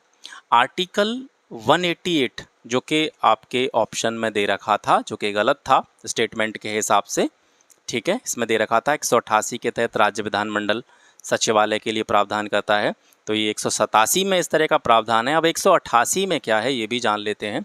अनुच्छेद 188 जो होता है राज्य विधानसभा के सदस्यों द्वारा शपथ या उनका जो प्रतिज्ञान होता है उसके बारे में इसमें जो है प्रोविज़न दिए गए हैं। तो अनुच्छेद 188 के अनुसार किसी राज्य की विधानसभा या विधान परिषद का जो प्रत्येक सदस्य है अपना जब भी स्थान ग्रहण करेगा उससे पहले राज्यपाल या उसके द्वारा निमित्त नियुक्त व्यक्ति के समक्ष, यानी या तो राज्यपाल के समक्ष या किसी ऐसे व्यक्ति के समक्ष जिसको राज्यपाल के द्वारा इस काम के लिए नियुक्त किया गया है, उसके समक्ष तीसरी अनुसूची में इस प्रयोजन के लिए, ठीक है, किस प्रयोजन के लिए, शपथ लेने के लिए जो भी प्रारूप होगा शपथ का या जो भी फॉर्मेट होगा उसके अनुसार शपथ लेगा, प्रतिज्ञान करेगा और उस पर अपने हस्ताक्षर करेगा। ये आर्टिकल 188 में है। ठीक है, इसके बाद में 31 क्वेश्चन आता है, निम्नलिखित में से किस अधिनियम के अंतर्गत भारतीय विधान परिषद को बजट पर बहस करने की शक्ति प्राप्त हुई थी? तो भारतीय विधान परिषद यानी इंडियन काउंसिल जो थी उसको बजट पर बहस करने की शक्ति भारतीय परिषद अधिनियम 1892 इंडियन काउंसिल एक्ट 1892 के द्वारा जो है विधान परिषद को बजट पर बहस करने की शक्ति प्राप्त हुई। अब इसके बारे में थोड़ी अतिरिक्त जानकारी देखते हैं। भारतीय परिषद अधिनियम 1892 के अंतर्गत पहली बार केंद्रीय विधान परिषद को केंद्रीय बजट पर, जो भी केंद्र का बजट होगा उस पर बहस करने की जो पावर थी वो उसको मिल गई थी, किसके द्वारा? भारतीय परिषद अधिनियम 1892 के द्वारा। लेकिन यहाँ पर एक जो याद रखने का पॉइंट है वो ये है कि बजट पर बहस करने की शक्ति तो मिल गई थी परिषद अधिनियम 1892 के द्वारा, लेकिन बजट पर वोट करने का अधिकार नहीं था, मतदान करने का अधिकार काउंसिल को नहीं मिला था। भारतीय परिषद अधिनियम 1892 ने केंद्रीय और प्रांतीय विधान परिषदों में अतिरिक्त सदस्यों की संख्या में वृद्धि की, लेकिन उनमें आधिकारिक बहुमत जो था वो बनाए रखा था। जैसे कि 1892 में 24 सदस्यों में से जो भारतीय थे, ठीक है, पहले 4 से कम हुआ करते थे और 1892 में इनकी संख्या जो है बढ़ा दी गई थी। पहले कम थी 4 से, 92 में 4 हो गए थे, लेकिन फिर भी यहाँ से आप देखेंगे इसमें जो ज़्यादातर सदस्य थे वो विदेशी थे। ठीक है, तो बहुमत जो है उन्होंने बनाए रखा था। इसे 20 जून 1892 को लागू किया गया था। किसको? भारतीय परिषद अधिनियम को। अब ऑप्शन में जो भारतीय परिषद अधिनियम 1861 दे रखा है, इसके अंतर्गत कौन कौन सी महत्वपूर्ण चीज़ें हैं उनको देख लेते हैं। भारतीय परिषद अधिनियम 1861 के द्वारा भारत के गवर्नर जनरल की परिषद को, ठीक है, एक सलाहकार परिषद से कैबिनेट में बदल दिया गया था, जिसमें राजस्व यानी रेवेन्यू, सैन्य, ठीक है, कानून, वित्त और जो आपका गृह मंत्रालय था इससे जुड़े हुए 5 सदस्य शामिल थे। विधायी कार्य के लिए अतिरिक्त सदस्यों की संख्या कम से कम 6 हो सकती थी और अधिकतम 12 हो सकती थी। केंद्रीय और प्रांतीय विषयों के बीच में किसी भी प्रकार का कोई भेद नहीं किया गया था। और इसके अलावा 1861 के परिषद अधिनियम के द्वारा बम्बई और मद्रास की जो प्रेसिडेंसियां थी उनको विधायी शक्ति के निहित के साथ में प्रशासन के विकेंद्रीकरण की अनुमति दे दी। मार्लिमेंटो सुधार और मॉन्टेग्यू चेम्सफोर्ड सुधार यानी 1919 का जो एक्ट है उसको मॉन्टेग्यू चेम्सफोर्ड के सुधार के नाम से जाना जाता है, और 1909 का जो एक्ट है उसको मार्लिमेंटो सुधार के नाम से जाना जाता है। ये महत्वपूर्ण है। मार्लिमेंटो सुधार अधिनियम 1909 में इसके द्वारा जो सबसे महत्वपूर्ण काम हुआ था वो ये हुआ था कि मुसलमानों को एक अलग से निर्वाचक मंडल दे दिया गया था। अलग निर्वाचन मंडल से क्या मतलब है? अलग निर्वाचन मंडल से ये मतलब है कि जो भी मुसलमानों जो भी उम्मीदवार होगा, यानी जो भी उस क्षेत्र से, उस पार्टिकुलर क्षेत्र से जो भी चुनाव में खड़ा होगा, उम्मीदवार होगा, वो भी मुसलमान होगा और उसको वोट देने वाले यानी जो मतदाता होंगे वो भी मुसलमान होंगे। तो एक अलग निर्वाचक मंडल इनके लिए बना दिया गया था 1909 के एक्ट के द्वारा। मॉन्टेग्यू चेम्सफोर्ड सुधार 1919 में इस जो पृथक निर्वाचन व्यवस्था की जो हम बात कर रहे हैं इसको और थोड़ा सा बढ़ा दिया गया था। 1909 के एक्ट में ये केवल मुसलमानों के लिए थी। 1919 के एक्ट के द्वारा इसको सिखों के लिए भी जो है बढ़ा दिया गया था, या अन्य वर्गों के लिए भी इसको एक्सटेंड कर दिया गया था। ठीक है। तो मॉन्टेग्यू चेम्सफोर्ड सुधार 1919 की बात करते हैं। इसके द्वारा प्रांतों में द्विशासन या दोहरी सरकार या द्वैध शासन की शुरुआत होती है। और 1909 के एक्ट में जैसे हमने देखा था केवल मुसलमानों को पृथक निर्वाचक मंडल जो है उसके द्वारा दिया गया था। 1919 के एक्ट के द्वारा अन्य वर्गों जैसे कि जो एंग्लो इंडियन होते थे, आंग्ल भारतीय समूह के लोग जो होते थे, इसके अलावा यूरोपीय लोग जो होते थे, सिख हो गए या महिलाएं, ठीक है, इनको भी एक अलग निर्वाचक मंडल प्रदान कर दिया गया था। भारत में सार्वजनिक सेवा आयोग की स्थापना 1926 में की गई थी। ठीक है। नेक्स्ट क्वेश्चन कथन और कारण से संबंधित है। कथन है वित्तीय आपातकाल की घोषणा को मंजूरी देने वाला जो प्रपोजल होता है, प्रस्ताव होता है, वो संसद के सामान्य बहुमत से पारित किया जाता है। कारण है कि वित्तीय आपातकाल न्यायिक समीक्षा से परे है। तो पहला जो कथन दे रखा है ये सही है। जो भी वित्तीय आपातकाल की घोषणा करने वाला या मंजूरी देने वाला प्रस्ताव होता है वो संसद में एक सामान्य बहुमत से पारित किया जा सकता है। ये कथन सही है। कारण गलत है। वित्तीय आपातकाल जो होता है उस पर न्यायिक समीक्षा की जा सकती है। हालांकि पहले वित्तीय आपातकाल न्यायिक समीक्षा से परे था, लेकिन 44वें संविधान संशोधन 1978 के द्वारा फिर दोबारा से वित्तीय आपातकाल को जो है न्यायिक समीक्षा के दायरे में लाया गया था। ठीक है। इसके बारे में यहाँ पर हम थोड़ी अतिरिक्त जानकारी देखते हैं। तो सबसे पहले देखते हैं कि जो वित्तीय आपातकाल है वो किस आर्टिकल के अंतर्गत परिभाषित किया गया। आर्टिकल 360। आर्टिकल 360 के अंतर्गत राष्ट्रपति को वित्तीय आपात की घोषणा करने की शक्ति दी गई है, और ये शक्ति उसको इस तरीके से दी गई है कि अगर राष्ट्रपति संतुष्ट नहीं है और उसको लगता है कि कुछ ऐसी स्थिति उत्पन्न हो गई है कि उसको वित्तीय आपातकाल की घोषणा करनी पड़ेगी, तो आर्टिकल 360 के तहत वो वित्तीय आपातकाल की घोषणा कर सकते हैं। वित्तीय आपातकाल की घोषणा को मंजूरी देने वाला जो प्रपोजल होता है, प्रस्ताव होता है, वो संसद के किसी भी सदन के द्वारा, चाहे लोकसभा हो चाहे राज्यसभा हो, उसके द्वारा सामान्य बहुमत के द्वारा पारित किया जा सकता है। इसका मतलब है कि सदन में जो सदस्य उपस्थित हैं उनकी उपस्थिति और मतदान का बहुमत होना चाहिए। यानी पक्ष में अगर बहुमत है, जो भी आपातकाल की हम बात कर रहे हैं, वित्तीय आपातकाल की बात कर रहे हैं, उसकी घोषणा की मंजूरी देने के संबंध में अगर लोगों का जो भी लोग या जो भी सदस्य सदन में उपस्थित हैं उनका बहुमत जो है इस घोषणा के संबंध में है, तो इसको पारित कर दिया जाता है। इसे वापस लेने के लिए संसदीय अनुमोदन की आवश्यकता नहीं होती। ठीक है। क्योंकि घोषणा कौन करता है? राष्ट्रपति करता है, और इसको अगर वापस लेना है तो राष्ट्रपति जो है किसी भी समय इसको वापस ले सकता है। संसद के अनुमोदन की ज़रूरत इसके लिए नहीं है वापस लेने के लिए। ठीक है। 38वें संविधान संशोधन अधिनियम 1975 के द्वारा, ये दूसरे कथन के संबंध में हम बात कर रहे हैं जो कह रहा था कि वित्तीय आपातकाल न्यायिक समीक्षा से परे है। तो इसके बारे में समझिए कि 38वें संविधान संशोधन 1975 के द्वारा वित्तीय आपातकाल की घोषणा को न्यायिक समीक्षा से बाहर रखा गया था, लेकिन बाद में 44वां संविधान संशोधन होता है 1978 में, और ये प्रावधान समाप्त कर दिया जाता है। और उसमें ये कहा जाता है कि राष्ट्रपति की संतुष्टि न्यायिक समीक्षा से परे नहीं है। न्यायिक समीक्षा विधायी अधिनियमों तथा कार्यपालिका के आदेशों की संवैधानिकता की जांच करने हेतु न्यायपालिका की शक्ति होती है, जो केंद्र और राज्य सरकारों पर लागू होती है। ठीक है। दूसरे स्टेटमेंट के बारे में आपने क्या जाना कि जो वित्तीय आपातकाल होता है उस उसके संबंध में न्यायिक समीक्षा करी जा सकती है। पहले नहीं करी जा सकती थी, 44वें संविधान संशोधन के द्वारा फिर दोबारा से इसको न्यायिक समीक्षा के दायरे में लाया गया। अब न्यायिक समीक्षा सर होती क्या है वो समझिए कि न्यायिक समीक्षा क्या है कि जो भी विधायी अधिनियम होते हैं या कार्यपालिका जो होती है, कार्यपालिका यानी एक तरह से हमारी जो सरकार होती है, उसके आदेशों की संवैधानिकता की जांच करने के लिए न्यायपालिका को ये पावर दी गई है। यानी कोई भी जैसे सरकार है वो कोई इस तरह का कोई आदेश जारी कर देती है जो कि कहीं न कहीं जिसकी संवैधानिकता पर संदेह है या जो भी नियम संगत नहीं है, तो उसको उसके ऊपर न्यायिक समीक्षा करने की शक्ति जो है वो न्यायालय के पास में उपलब्ध होती है। ठीक है, न्यायिक समीक्षा को संविधान की मूल संरचना माना जाता है और इसके संबंध में केस कौन सा है वो याद रखेंगे, इंदिरा गांधी बनाम राजनारायण केस 1975। इस केस के द्वारा या इस वाद के द्वारा न्यायिक समीक्षा जो है वो संविधान की मूल संरचना मानी जाती है।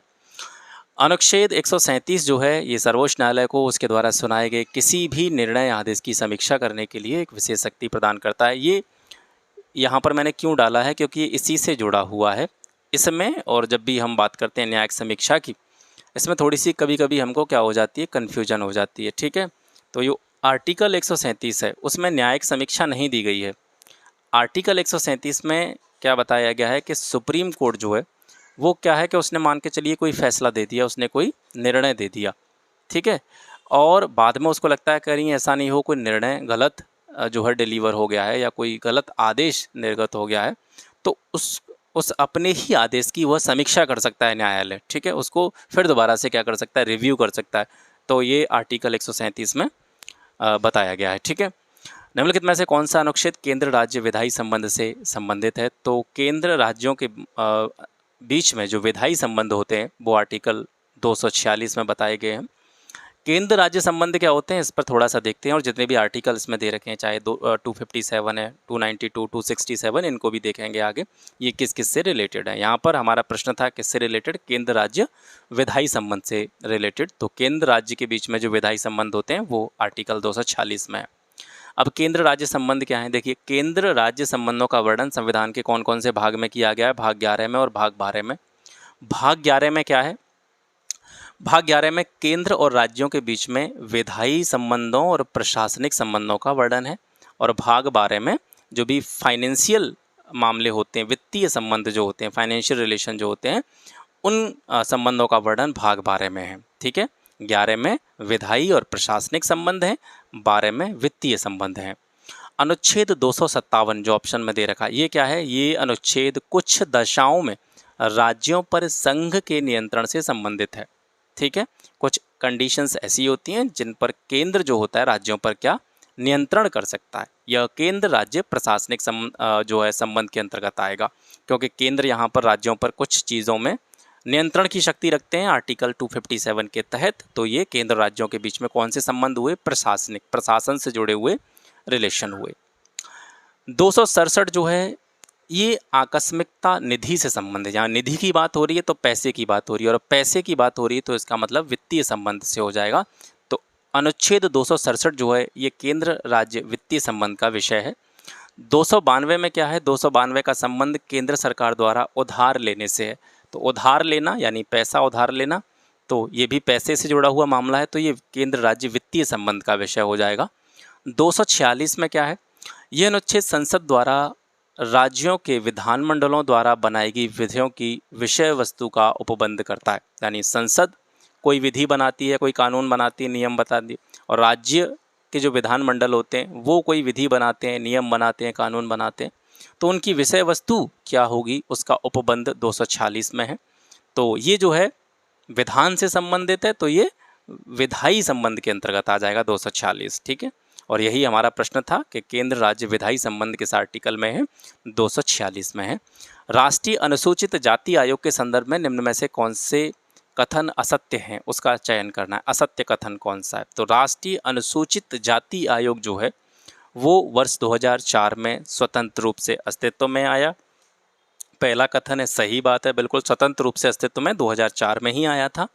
दूसरा कथन है इसमें अध्यक्ष उपाध्यक्ष के अलावा 7 सदस्य होते हैं, तो ये स्टेटमेंट जो है वो गलत है, इसमें 7 सदस्य नहीं होते हैं, 3 सदस्य होते हैं। ठीक है, 89वें संविधान संशोधन अधिनियम जो कि 2003 में आया था, उसके बाद राष्ट्रीय अनुसूचित जाति आयोग नए रूप में वर्ष 2004 में अस्तित्व में आया था।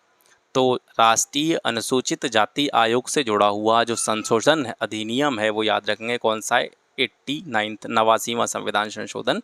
इस आयोग में एक अध्यक्ष होता है, एक उपाध्यक्ष होता है और 3 जो होते हैं वो अन्य मेंबर होते हैं, अन्य सदस्य होते हैं। और इनकी सेवा की जो शर्तें होती हैं या इनका कितना कार्यकाल होगा ये किसके द्वारा निर्धारित किया जाता है, राष्ट्रपति के द्वारा। अब इसके बारे में जानते हैं। राष्ट्रीय अनुसूचित जाति आयोग NCSC इसको जो है संक्षेप में हम बोलते हैं।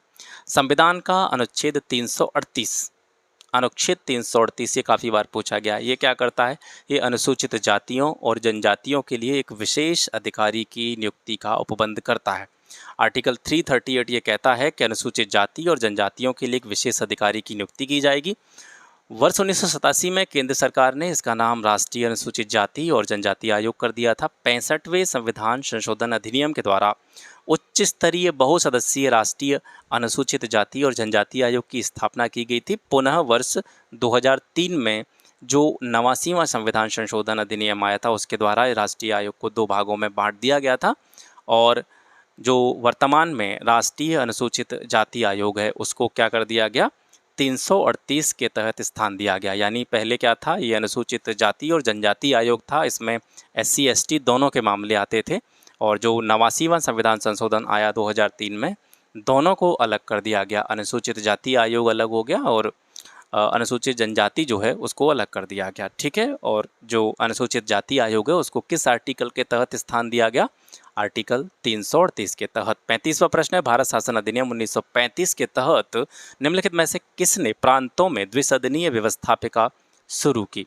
ठीक है, कितने प्रांतों में जो 2 सदन की व्यवस्थापिका थी वो स्टार्ट की थी, तो 6 प्रांतों में। कितने प्रांतों में, 6 प्रांतों में। जब भारत शासन अधिनियम 1935 आया था उस टाइम पर ब्रिटिश भारत में कुल कितने प्रांत थे, 11 प्रांत थे और इन 11 प्रांतों में से 6 में जो है द्विसदनीय व्यवस्था की शुरुआत की गई थी।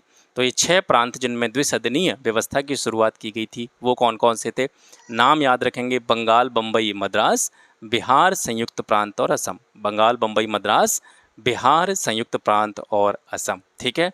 इन राज्यों के दोनों सदनों के नाम क्या क्या थे। इनका एक सदन जो था, क्योंकि द्विसदनीय व्यवस्था की बात हम कर रहे हैं, तो इनमें एक सदन था उसका नाम विधान परिषद था और दूसरे सदन का नाम विधानसभा था, जिसमें से विधानसभा जो है निम्न सदन था और विधान परिषद उच्च सदन था। ठीक है। भारत शासन अधिनियम 1935, इसके बारे में मैं आपको पहले भी पढ़ा चुका हूँ। भारत शासन अधिनियम 1935 अब तक के जितने भी एक्ट थे उसमें सबसे अधिक विस्तृत था। इस अधिनियम के अधिकांश प्रावधान भारतीय संविधान में या तो थोड़े बहुत चेंजेस के साथ में या एज इट इज शामिल कर लिए गए हैं। इस अधिनियम ने केंद्र सूची या संघ सूची, राज्य सूची और समवर्ती सूची का प्रावधान किया। जो 3 सूचियाँ होती हैं उनका प्रावधान भारत शासन अधिनियम 1935 में किया गया। केंद्र में द्वैध शासन व्यवस्था लागू की गई और प्रांतों में द्वैध शासन प्रणाली को समाप्त कर दिया गया। इंपॉर्टेंट पॉइंट है, याद रखेंगे। भारत शासन अधिनियम 1935 के द्वारा केंद्र की जो द्वैध शासन व्यवस्था थी उसकी शुरुआत होती है, लागू किया जाता है, और प्रांतों की जो द्वैध शासन प्रणाली थी उसको समाप्त कर दिया जाता है। इसके अलावा इस अधिनियम के द्वारा इंडिया काउंसिल को भी भंग कर दिया जाता है, उसको समाप्त कर दिया जाता है।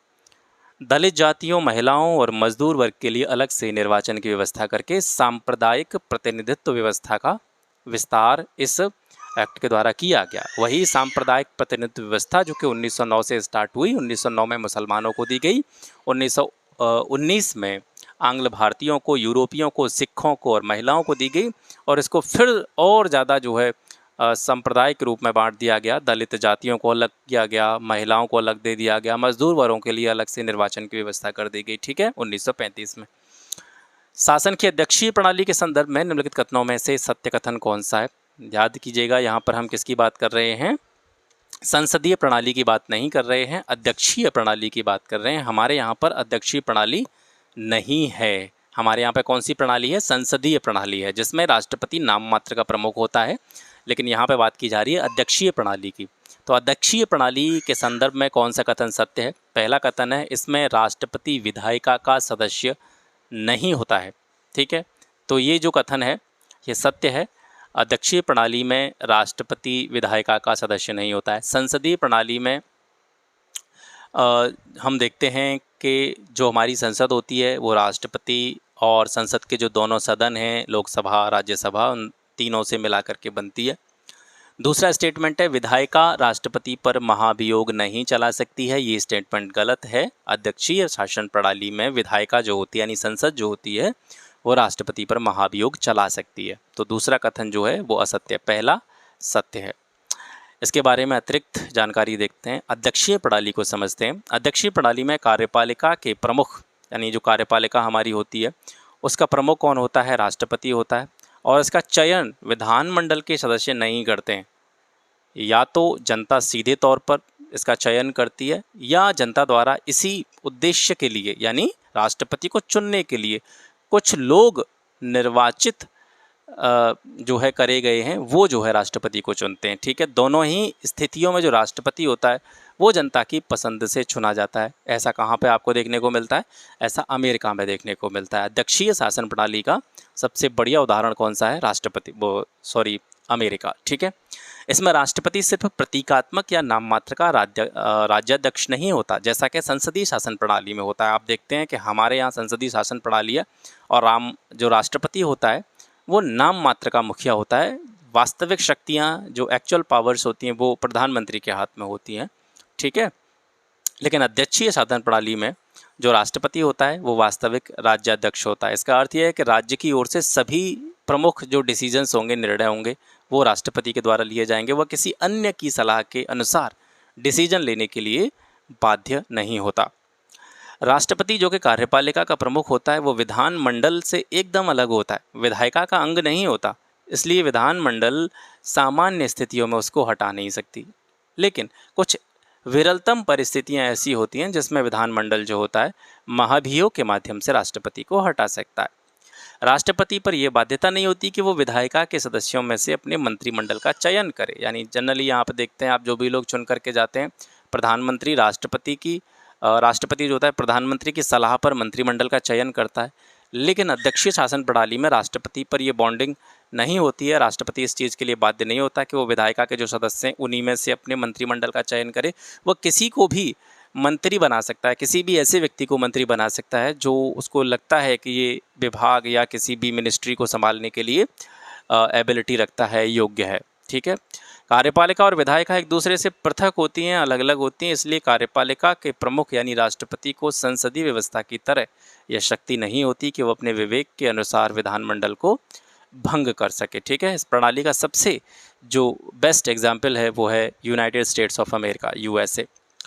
निम्नलिखित में से किस चार्टर एक्ट या अधिनियम के द्वारा गवर्नर जनरल की परिषद को राजस्व के संबंध में पूर्ण अधिकार प्रदान करते हुए गवर्नर जनरल को संपूर्ण देश के लिए एक ही बजट तैयार करने का अधिकार दिया गया था? तो एक ही बजट पूरे देश के लिए हो, ये अधिकार किस एक्ट के द्वारा दिया गया? ये चार्टर एक्ट 1833 के द्वारा दिया गया। चार्टर एक्ट 1833, इसकी कुछ और भी महत्वपूर्ण बातें हैं जो आपको पता होनी चाहिए। 1833 के चार्टर ने जो भी कंपनी थी यानी ब्रिटिश ईस्ट इंडिया कंपनी थी, उसके जो व्यापारिक अधिकार थे पूरी तरीके से ख़त्म कर दिए थे। और अब कंपनी का काम क्या था? केवल ब्रिटिश सरकार की ओर से भारत में शासन करना। ब्रिटिश सरकार उसको क्या करेगी? निर्देशित करेगी और उस निर्देशों के अनुरूप उनको भारत में शासन करना है, व्यापार नहीं कर सकते। ये ख़त्म कर दिया गया 1833 में। एक और महत्वपूर्ण काम हुआ कि बंगाल का जो गवर्नर जनरल होता था उसको अब भारत का गवर्नर जनरल कहा जाने लगा। और इस संबंध में पहला जो गवर्नर जनरल बना था भारत का वो लॉर्ड विलियम बेंटिक था। और गवर्नर जनरल को सभी नागरिक शक्तियों के अलावा सभी सैन्य शक्तियां भी प्रदान कर दी गई थी। यानी कोई भी युद्ध वुद्ध अगर होता है तो सेना से जुड़ा हुआ या सैन्य से जुड़ा हुआ जो भी डिसीजन है वो ले सकता था। भारत के गवर्नर जनरल को पूरे ब्रिटिश भारत में विधि निर्माण का एकाधिकार प्रदान कर दिया। कोई भी कानून बना सकता है पूरे भारत के लिए, ये अधिकार भी जो है गवर्नर जनरल को दे दिया गया था।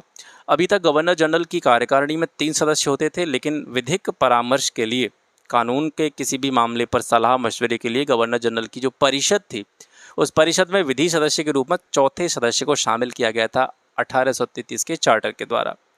और ये भी याद रखेंगे, इसी चार्टर के द्वारा भारत में जो दास प्रथा थी, स्लेवरी जी थी, उसको गैर कानूनी घोषित किया गया। और मैकाले की अध्यक्षता में पहला विधि आयोग भी इसी चार्टर के तहत गठित किया गया। ठीक है, 38वां प्रश्न है, सूची 1 को सूची 2 से सुमेलित करना है।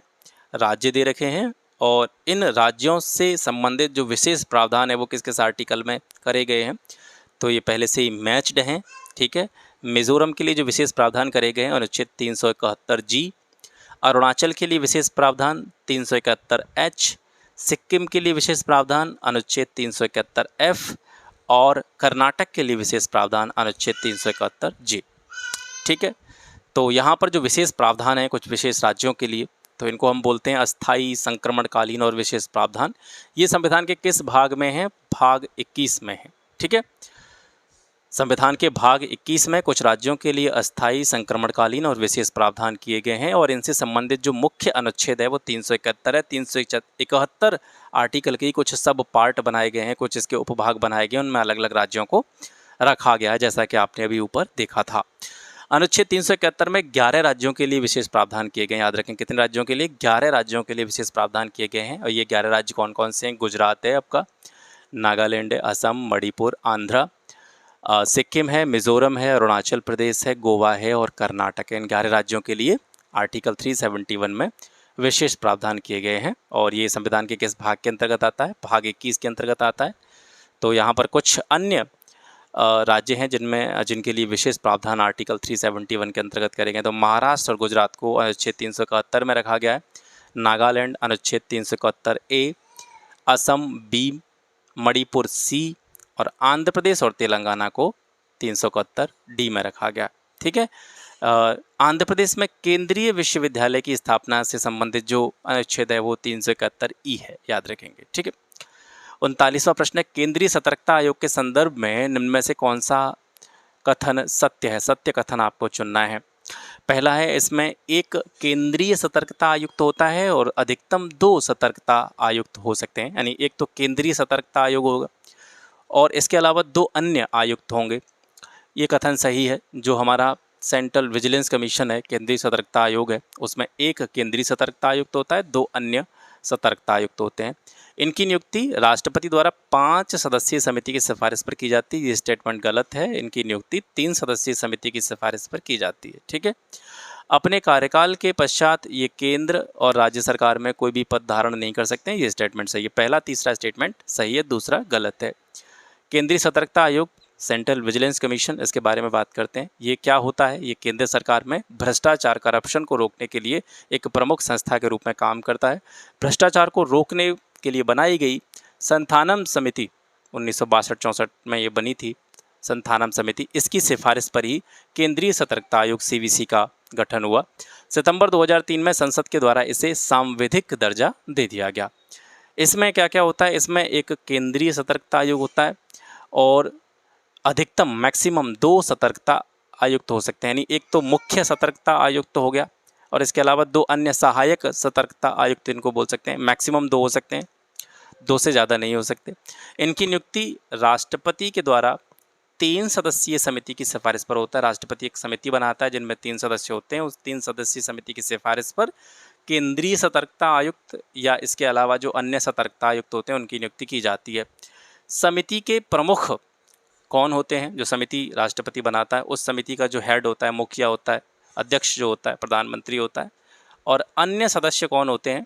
लोकसभा में विपक्ष के नेता और केंद्रीय गृह मंत्री। यानी 3 सदस्यीय समिति होती है जिसमें एक पीएम हो गए, ठीक है, लोकसभा में विपक्ष का नेता हो गया और एक आपके होम मिनिस्टर हो गए, गृह मंत्री हो गए। 3 लोग होते हैं, ये चयन करते हैं। ठीक है, राष्ट्रपति केंद्रीय सतर्कता आयुक्त और अन्य आयुक्तों को उनके दुराचरण या उनके काम करने की अक्षमता के आधार पर भी उनके पद से हटा सकता है। इस स्थिति में राष्ट्रपति को इस विषय को उच्च न्यायालय को भेजना होगा। यानी राष्ट्रपति को लगता है कि ये कोई दुराचरण कर रहे हैं या अपना काम करने में ये सक्षम नहीं है, तो इस आरोप को या इस विषय को ये सुप्रीम कोर्ट को भेजेगा राष्ट्रपति और जांच के उपरांत उच्चतम न्यायालय अगर ये पाता है कि ये आरोप जो राष्ट्रपति के द्वारा यहाँ पर भेजे गए हैं या लगाए गए हैं ये सही हैं, तो उनकी सलाह पर राष्ट्रपति उन्हें पद से हटा देता है। केंद्रीय सतर्कता आयुक्त के वेतन भत्ते या अन्य सेवा शर्तें संघ लोक सेवा आयोग यानी जो हमारा यूपीएससी का अध्यक्ष होता है उसके समान जो वेतन भत्ते होते हैं वो केंद्रीय सतर्कता आयोग को मिलते हैं। इसके अलावा जो अन्य या सहायक सतर्कता आयुक्त होते हैं उनको जो वेतन भत्ते मिलते हैं वो संघ लोक सेवा आयोग के जो अन्य सदस्य होते हैं उनके समान मिलते हैं। ठीक है, यानी सीवीसी का जो कह सकते हैं मुखिया होता है, केंद्रीय सतर्कता आयुक्त जो होता है, मुख्य सतर्कता आयुक्त होता है, उसको जो वेतन भत्ते मिलते हैं यूपीएससी के प्रेसिडेंट की तरह मिलते हैं, अध्यक्ष की तरह मिलते हैं। और अन्य सदस्यों को जो वेतन भत्ते मिलते हैं वो संघ लोक सेवा आयोग के जो अन्य सदस्य होते हैं उनके समान मिलते हैं। ठीक है, और आज का अंतिम प्रश्न है, निम्न में से कौन से अनुच्छेद जो है सुमेलित हैं, ठीक तरीके से मैच करे गए हैं। आर्टिकल 223, इसमें उच्च न्यायालय का गठन संबंध बात करी जा रही है, ये भी गलत है। ठीक है, आर्टिकल 188 विधानमंडल में स्थानों के रिक्त होने से संबंधित है, ये भी गलत है। और आर्टिकल 160 राज्य की कार्यपालिका शक्ति के विस्तार से, ये भी गलत है। कोई भी जो है सुमेलित नहीं है। अब इनको सही तरीके से यहाँ पे देखते हैं हम कि कौन सा आर्टिकल किससे संबंधित है। आर्टिकल 223 का संबंध है उच्च न्यायालय में कार्यकारी मुख्य न्यायाधीश की नियुक्ति, यानी किसी भी कारणवश जो हाई कोर्ट है, उच्च न्यायालय है, उसमें जो हाई कोर्ट के चीफ जस्टिस हैं, मुख्य न्यायाधीश हैं, वो किसी प्रकार से अपने पद पर काम करने के लिए उपलब्ध नहीं है, तो उनके स्थान पर एक कार्यवाहक मुख्य न्यायाधीश नियुक्त किया जाता है। वो आर्टिकल 223 के अंतर्गत नियुक्त किया जाता है। उच्च न्यायालय का गठन से संबंधित जो प्रावधान है वो आर्टिकल 216 में है, याद रखेंगे। अनुच्छेद 188 जो है ये विधानमंडल के सदस्यों के शपथ ग्रहण से संबंधित है, इसके बारे में हम पहले भी बात कर चुके हैं। अनुच्छेद 190 का संबंध है विधानमंडल में जो स्थान रिक्त होते हैं उससे। और आर्टिकल 160 जो है ये कुछ आकस्मिक दशाओं में राज्यपाल के कार्य जो होते हैं उनके निर्वहन से संबंधित है। ठीक है, तो आज का ये जो पहला सेशन था, डे 1 था, आज आपका समाप्त हुआ। आप लोग के काफ़ी कमेंट आ रहे थे कि आप लोग पूछ भी रहे थे कि सुबह से शाम हो गई, वीडियो कब आएगा, तो वीडियो थोड़ा सा लेट हुआ। और ये थोड़ा जितना आज लेट हुआ है इतना लेट नहीं हुआ करेगा, लेकिन वीडियो शाम को ही अपलोड होगा। ठीक है, आपको पता है कि दिन में मुझे अपना भी काम करना होता है, मैं भी अपना कहीं जाता हूँ भैया कमाने दमाने के लिए। ठीक है, तो ये दिन में संभव नहीं हो पाएगा, लेकिन शाम को ही ये वीडियो आया करेगा। और मैं थोड़ा सा, मुझे लगभग एक हफ़्ते तक थोड़ा सा ज़्यादा काम करना पड़ेगा, तो मैं थोड़ा एडवांस में ये सारी चीज़ें बना के रख लूँगा, जिससे कि एक फ़िक्स टाइम पर, यानी शाम को 6 से 7 के बीच में ये वीडियो जो है अपलोड हो जाया करेगा। ठीक है, और शाम को आप सभी लोग खाना वाना खा के फ्री भी होते हैं, तो शाम को ये सूटेबल भी रहेगा। एक चीज़ और, जो भी बाकी चीज़ें चल रही थी उनको भी धीरे धीरे ट्रैक पे लाएंगे। जो भी चीज़ें बीच में छूटी हैं, जैसे कि साइंस की सीरीज़ चल रही थी बीच में, उस वो यथावत चलती रहेगी, उसको जहाँ से छोड़ा था वहीं से स्टार्ट करेंगे, पूरा करेंगे। चीज़ जहाँ पे छोड़ी है उसको ले जाएंगे और पूरा करेंगे। ठीक है, फिजिक्स मैंने कंप्लीट करा दी है, बायो रह गया, उसको बहुत जल्दी मैं यहाँ से कंप्लीट करा दूंगा। आशा करता हूँ आज का सेशन आपको अच्छा लगा होगा। अपने जो सुझाव हैं, विचार हैं, फीडबैक है, वो कमेंट सेक्शन में देना ना भूलिएगा। आज के लिए बस इतना ही, मिलते हैं आपसे फिर एक नेक्स्ट वीडियो में बहुत अच्छे और आपके एग्ज़ाम ओरिएंटेड क्वेश्चंस के साथ में। तब तक के लिए नमस्कार, जय हिंद।